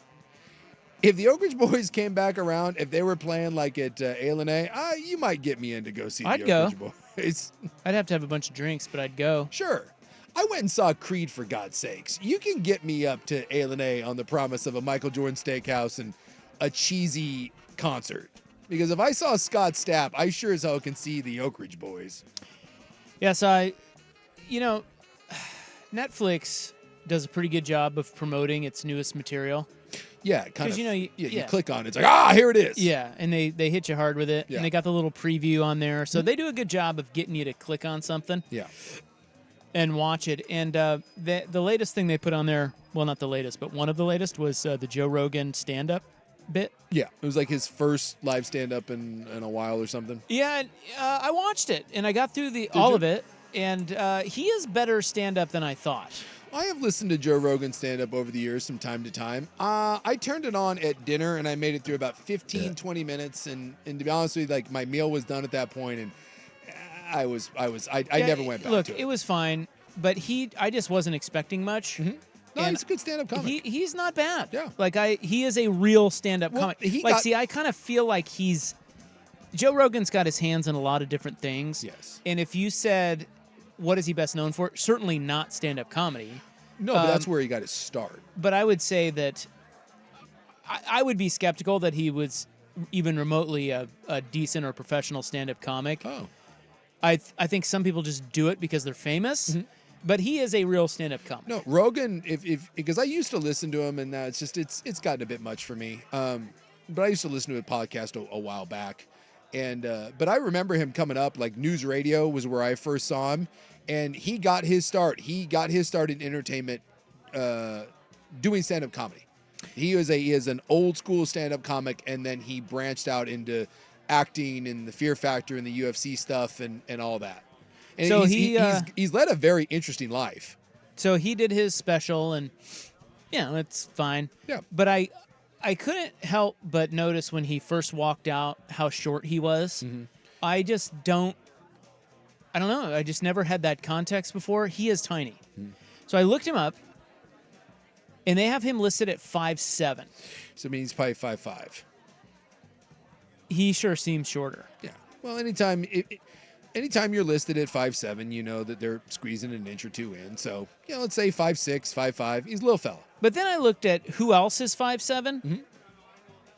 and some of these are surprising.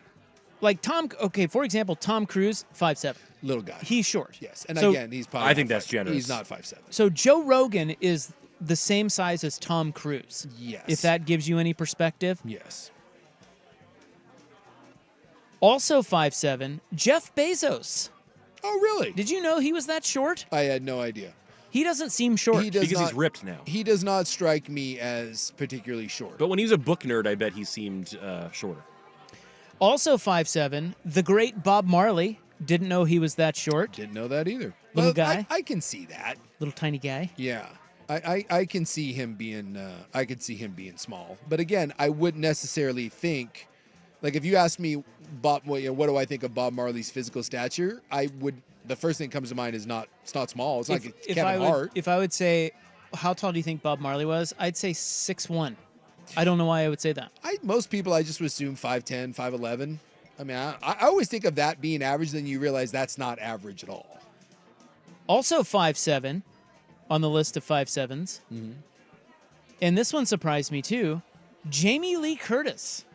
Really? Because doesn't she seem tall? She seems tall. Although 5'7" for a woman is... It's not that short. It's not that short. But I thought she's like she seems like... I am with you. Like, who's the woman that hosts the game show? Funny, tall. Jane Lynch. Jane Lynch. She seems Jane Lynch height. It's funny because, again, I have not thought about any of this, but you're right in that Jamie Lee Curtis, to me, like I saw her in that movie True Lies with Schwarzenegger, and she did not seem dwarfed by Arnold.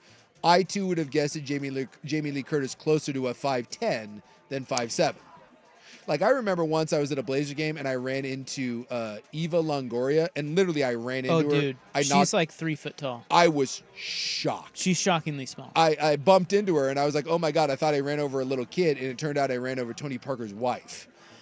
Also 5'7", George Lucas. Really? Tiny. No idea. He seems big and fat. Yeah, and he's got the big beard and the pompadour going on. Really, Star Wars boy. Yeah. Is that short? He's that short. Huh. No idea. You know who I've seen in person that might be the shortest male celebrity I've ever seen? I saw Danny DeVito in person. Oh, well, yeah. And I don't... Isn't he like... Dude, it is... He's shorter than you even think. It is... You want to talk about shocking? But I saw he's him why can't I think of the ski resort in Utah? Park City? Park City. He was at in Park City, and it was otherworldly. I don't know if he's 5 feet, to be honest with you. No, I don't think he's 5 feet. Dude, it was like, whoa. But doesn't he have like some sort of he must condition or something? He is. Like he's not. He is very, very, very small. Very small. Also, that I've stood next to backstage, I was tending bar. A friend of mine was one of his tour managers, and I was tending bar after one of his shows. They had a little crew party, and alarming 5'3" maybe Bruno Mars. Yeah. Small. I'm reading that Danny DeVito has something called Fairbanks disease, which is a rare genetic disorder that affects bone growth. Oh, so yeah, look at how tall is Bruno Mars? Because that was, I'm not saying he was Danny DeVito, but you meet people that are short. Bruno Mars, when he came out, and Bruno Mars was like in like a chunky heel boot, and it says 5'5". Yeah. Well, that dude. So it probably is 5'3". They've got DeVito at 4'10". Okay, so DeVito, yeah, which means 4'7". Stallone also very he's short. Stallone short, because we would do security up in at this place. There was a bar up in Park City, and for like the film festival, some of the celebrities would come in there, and we just stood at the VIP ropes, and they would walk by us. So you got to stand side by side. Stallone is really, really short, and he's buff, but he's not big. He's like he's like all sinewy, but he is a very, very small man. Because I used to I in my mind he was like Rambo, and Rambo is like jacked, and I know he's jacked, but he looks like a gymnast. He's all it was weird. Stallone was another one of those very, very strange guys to see in person. No, on the flip side, 6'4". So this is like Conan O'Brien. He's tall. I think he's like 6'5", 6'6". He's 6'4". He's listed as 6'4". Yeah. So it's Conan O'Brien, guys like Jason Momoa, Snoop. Those guys are all tall. Yeah. Right. Also 6'4", Anthony Bourdain. Really? Yeah. He was tall. No idea. Very tall. I don't think of him as tall. He doesn't seem it. No, he seems like a normal height guy. John Wayne, 6'4". Get right the hell out of town. Yeah. See, it's funny. I've watched a lot of John Wayne movies. If you asked me, John Wayne 6'4" or 5'7", closer to, I would have said closer to 5'7", because every actor is tiny, especially back in the olden days. People were just small. Yeah, he was 6'4". Wasn't he a USC football player, John Wayne? I think he might have. He was. I think so. But I mean, if you were 6'4" in like 1932, that's like being 11 feet tall today. John Wayne was basically a giant. You know how tall Barron Trump is now? That son of a gun. Have you seen the latest pictures of him? Dude, he sprouted like a weed. Yes. Enormous. He's 6'9". Is he really? Shut up. He is. Oh my. Yeah, if you've seen him, over well, Trump's tall, but have you seen him next to Trump? Yeah, I've seen him sitting next to each other recently, but not standing. Yeah, I think Trump's like 6'3", 6'4". Yeah. He dwarfs Trump. Well, and Trump wears lifts. So when he got pulled off the stage, they came out of his shoes. And he was like like he was gathering up. People are like, why is he trying to grab his shoes? Dude, he wears lifts. Like you can see it. Like he's a tall guy, but my man wears lifts. He wears like the big shoulder pads in his suits. He wants to be as big and imposing as possible, even though I think he's a pretty big guy. Yeah, there's a photo of him standing next to his kid. His kid dwarfs him. And then I don't know if it's true or not. Of course, there's just the rumor that he doesn't want to get his photo taken by his son because his son makes him look so small. There was a great one. By the way, Barron's only 18. Yeah. Still growing. It's not funny because obviously the attempt was just disgusting. And some of the stuff that came out was really, really ugly and crude. But I did see one that kind of made me chuckle a little bit, especially, he's okay. No one was, Trump didn't get really hurt. There was one of Barron standing there in a suit. He's a rich guy, the billionaire's kid or whatever. And someone put, dude, this kid was literally 1 inch away from being Batman. And I was like, all right, that one got me. This is Batman's parents, the origin story, the rich kid. He's giant and imposing. I was the only one of those that kind of got me with a little bit of a smirk. I was like, oh gosh. Also 6'4", Stephen King. Really? Did you know he was that tall? No idea. Someone's saying Clint Eastwood? Is Clint Eastwood tall? 6'4", yeah. The only reason I know that is I've met him. He's my close personal friend. Tim Robbins is 6'5". Yeah, he's big. Vince Vaughn's a big guy. I know that. Vince Vaughn's pretty tall. He's super tall. Yeah. Kenny Loggins, I told you that when we saw him. He's 6'4". Yeah. You just assume that all celebrities. There was a country singer that came through the Wolf once that was enormous.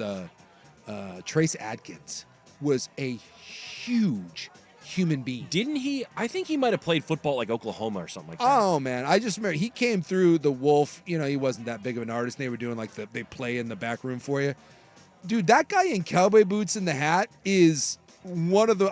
I turned a corner and was like, what in the hell? Because he's not tall and skinny either. That's just a massive human being.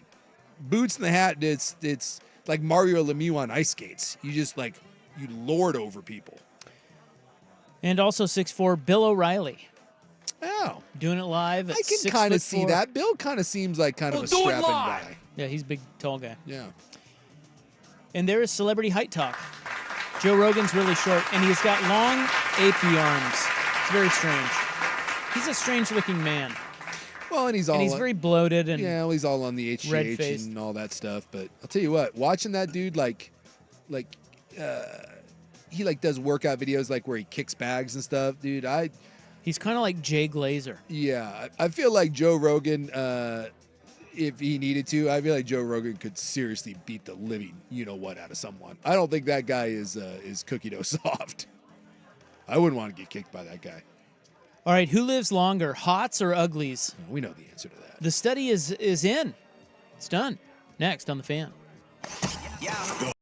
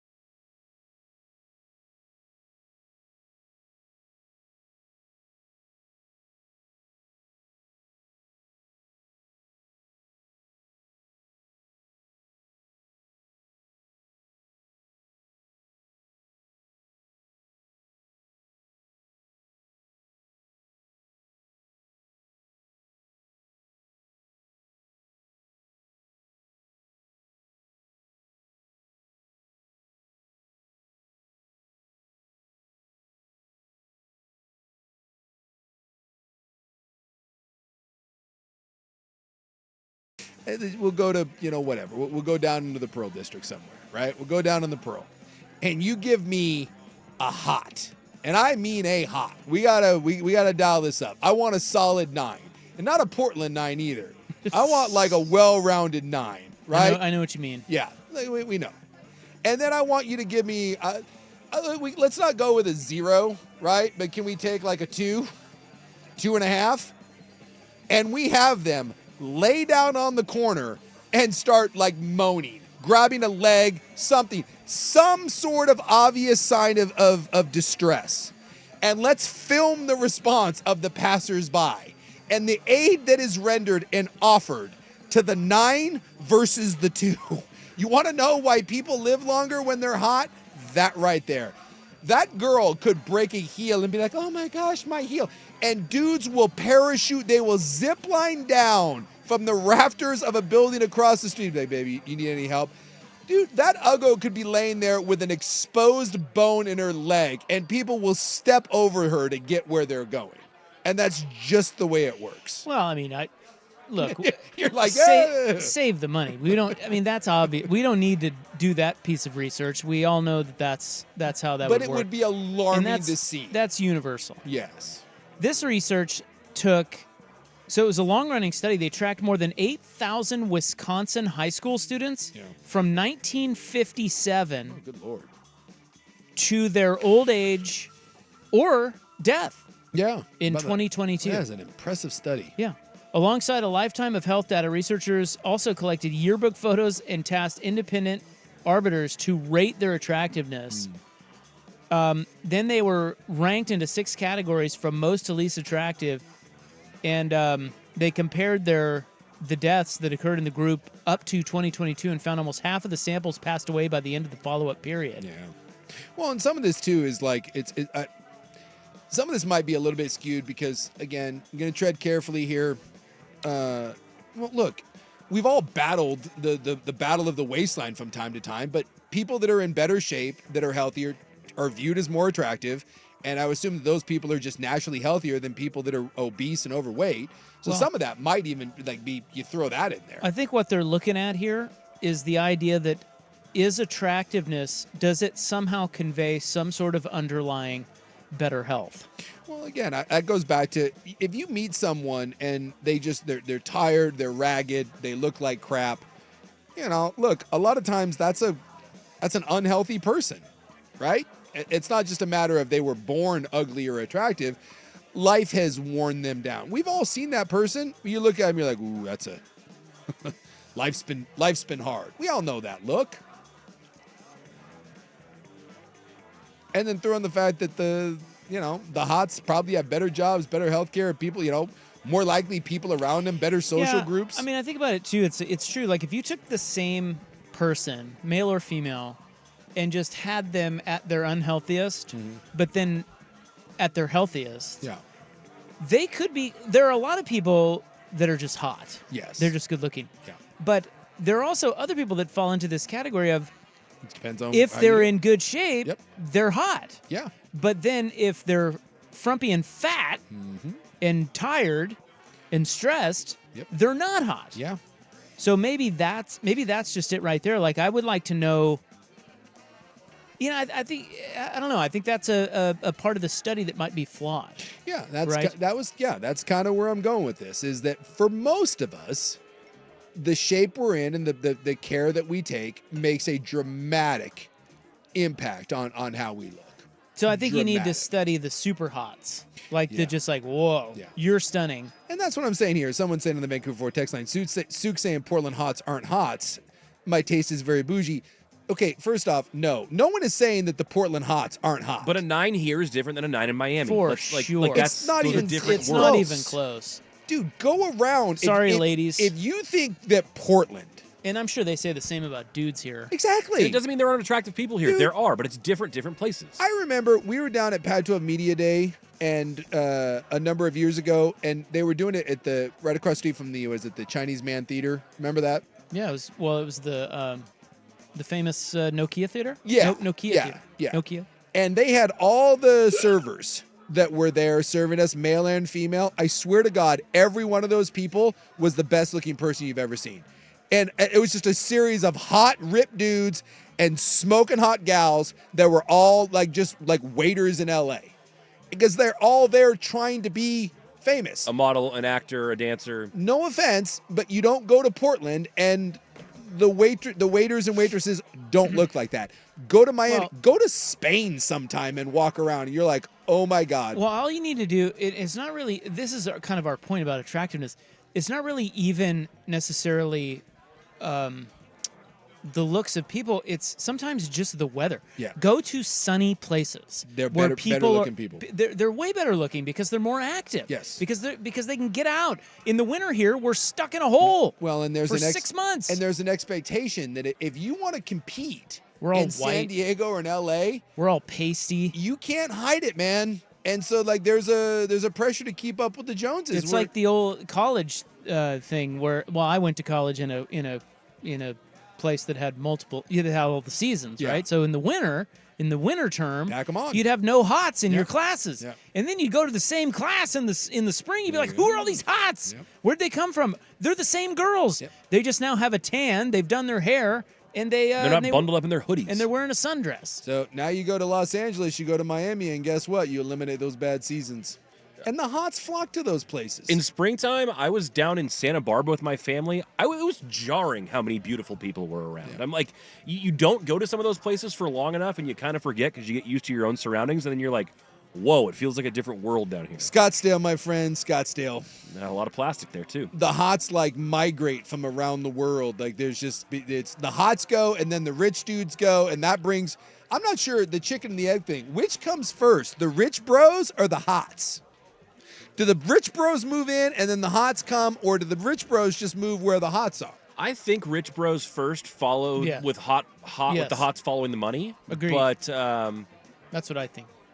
Because otherwise, if people were the hots smell that stuff. The hots don't just show up in Arizona by themselves. I don't think. No, they're following the dough. Yeah. Okay. So I was wondering because where you have rich dudes, you got hots. And vice versa, but one has to come first. I'm glad. No. I'm glad. If there are rich dudes, this is a good question. Who would find the other faster? Hots for rich dudes or rich dudes for hots? I feel like boy, that's good. I feel like the hots would find the rich dudes faster. I agree. Yeah. Dude, we go down to Arizona every year for the Barrett-Jackson car auction, which is just you ever want to just see the most ridiculous amount of just FU wealth? Let's go down here and buy a $1 million car from the 1960s that I'll never drive. They bus in hots from all over the country. They flock. Bunch of hookers? Bartenders. Is that what they call them these days? Everywhere you go at Barrett-Jackson, every 10 feet, there's a bar, and every bartender is an absolute smoke show, and none of them are from Arizona. They're there for Barrett-Jackson. And you're right. The hots know. That's where rich dudes with money, and they show up. They'll be there. You're right. They will find a way.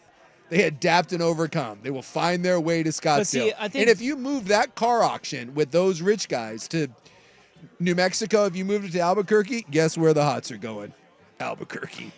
See, I think men are lazy, and the rich men wouldn't look quite as hard for the hots because they'll just take what's we're convenient oriented. Yeah. We'll just take, you're hot for this room. Yeah. I mean, men don't seek out the hottest. Well, some men do, but you know what I mean. We're just gonna lazy. Yeah, we'll take. Tiger Woods was settling for the Perkins waitress. Yeah, we'll take the best of the lot in this area. Whereas the hots, no stone will be left unturned. No. They will find you. Trust me. Some of the bartenders I saw at Barrett-Jackson, they weren't settling for the best that Truth or Consequences New Mexico had to offer. They're moving to greener pastures. And those greener pastures involved some dude buying a $500,000 car. Somebody said they went to Denmark. Never have I felt so short and ugly. Yeah. Everyone's tall and blonde. Maybe we found the walk of life where the uglies have it better than the hots. STDs. Oh. How about that? Less risk because you're not getting any? I guess. But you're not living as long, though, so it's not killing you. Well, I regret to inform you, hots live longer than uglies. The new study claims. We all know I'm dying early, so whatever. Okay, the next study I have is about gym grunters. Oh, boy. Are you a gym grunter? Nah, not really. Not really? You do make some sort of noise, but no, I would not be considered a gym grunter.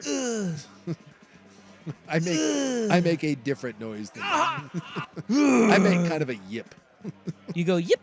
What do you mean? What? Let's hear it. Lift a weight. What does it sound like? Like a It would if I was only lifting something very heavy. If I'm just normally lifting, no. But if I'm doing like the last set, you're gonna get like Buck's got it. You're gonna get one of these. That's mine. Almost like I'm doing a hut one almost. But I make a concerted effort to not grunt and make a scene of it. Oh, you do? You don't want to be grunt guy? Oh God, no. I would. It's. You don't like balls. That is the most embarrassing. You don't like grunt guy? It is the most embarrassing thing to me that you could do in a gym. I was too busy grinding my absolute face off. If you take off your shirt at a public gym or you're a grunter, just know everyone in that gym thinks you are a douche face. Take off your shirt and throw me.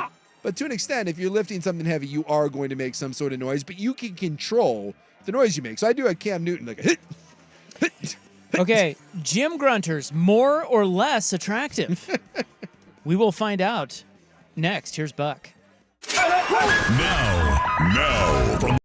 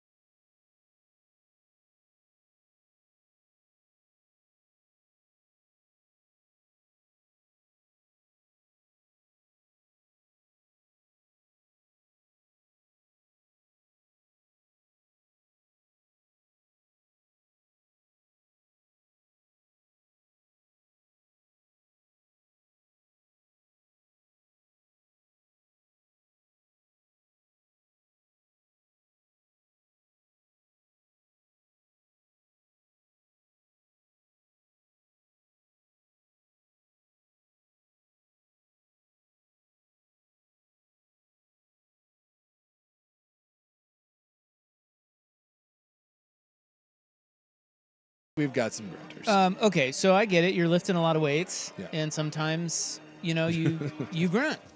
You don't, or maybe do you slip out a little oopsie fart? Have you ever done that? Yeah, yeah. And do you look around and? Well, the problem is like you always have headphones on, so you're never certain like how loud it was. You just know that you farted, but everyone else has headphones in, so chances are you're okay. No one's listening. Yeah. But once in a while, like if you forget your headphones, you can hear someone absolutely rip ass, and because that's great. Almost everyone, and so you realize the person probably doesn't even realize how loud that was.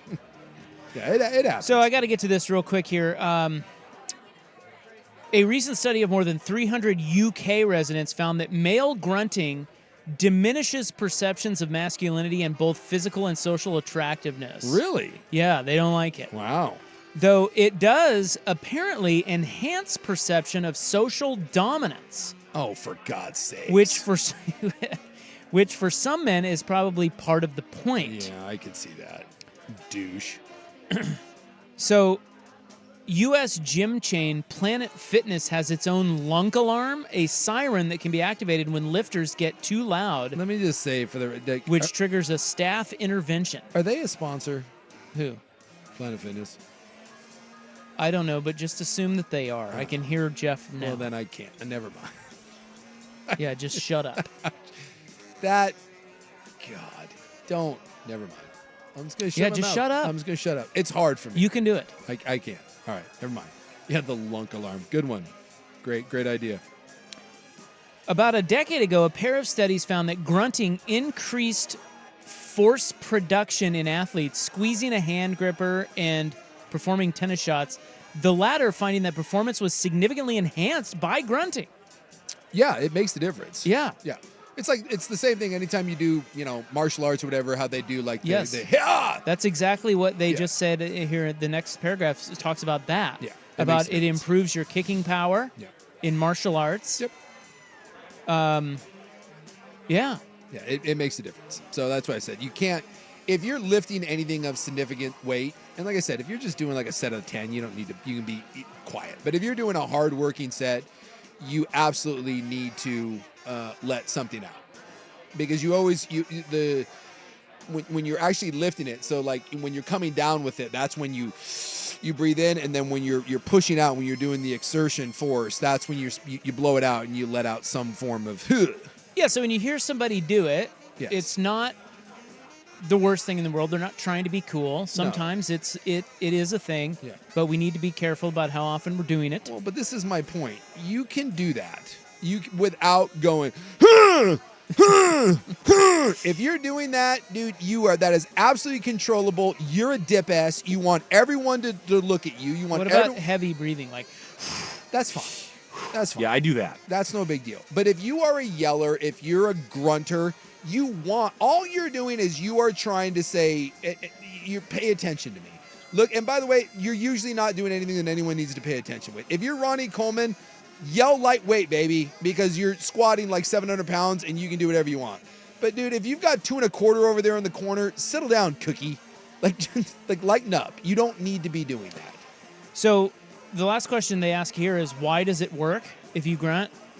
One possible explanation is that grunting triggers the body's autonomic nervous system, responsible for the fight, flight, freeze response that primes us for physical action. Yeah, I mean, it's a proven thing. Yeah, a little expression of exertion or maybe full-bore yelp might simply let your body know that it's okay to take the brakes off and try really hard, though it's far from proven that this is what is actually happening. Yep, 100%. All right. And someone else saying, what about the gym hype man? Yeah, you're equally as douchey. The gym what? The hype man. The guy that when someone's spotting you, come on, baby, come on. I got you. This. One more. You got one more. Dude, get the F out of here. Well, what's he supposed to do? Nothing. Just spot the guy. You don't need to yell at him. Knock it off. I'm going to start a gym hype man business where I just show up and make you feel so good about your puny weightlifting.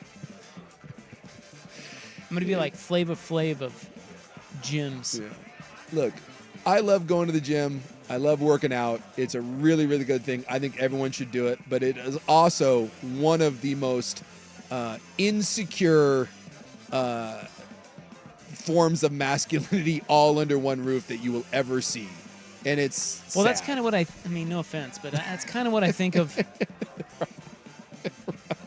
Well, I mean, it is. It's like it's not necessarily like you stay in shape. It's the overly muscular guy or gal that screams insecurity to me.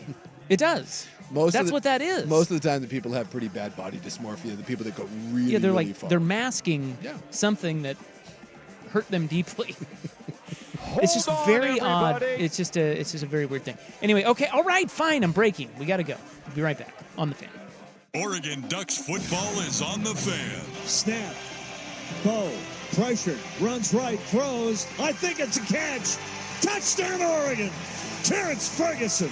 Touchdown, Ducks. Pre-game, game action, and post-game coverage of the Ducks' first Big Ten season is brought to you by Frost Brewed Coors Light, Pacific Office Automation, Audi Wilsonville, and by Laurelhurst Market. The Ducks play here. 1080. The Fan. From Warren Allen, Attorneys at Law, I'm George McCoy, and summer is here. Boy, oh boy. It's one of my favorite times of year, but the roads are still tricky. You're not in the clear.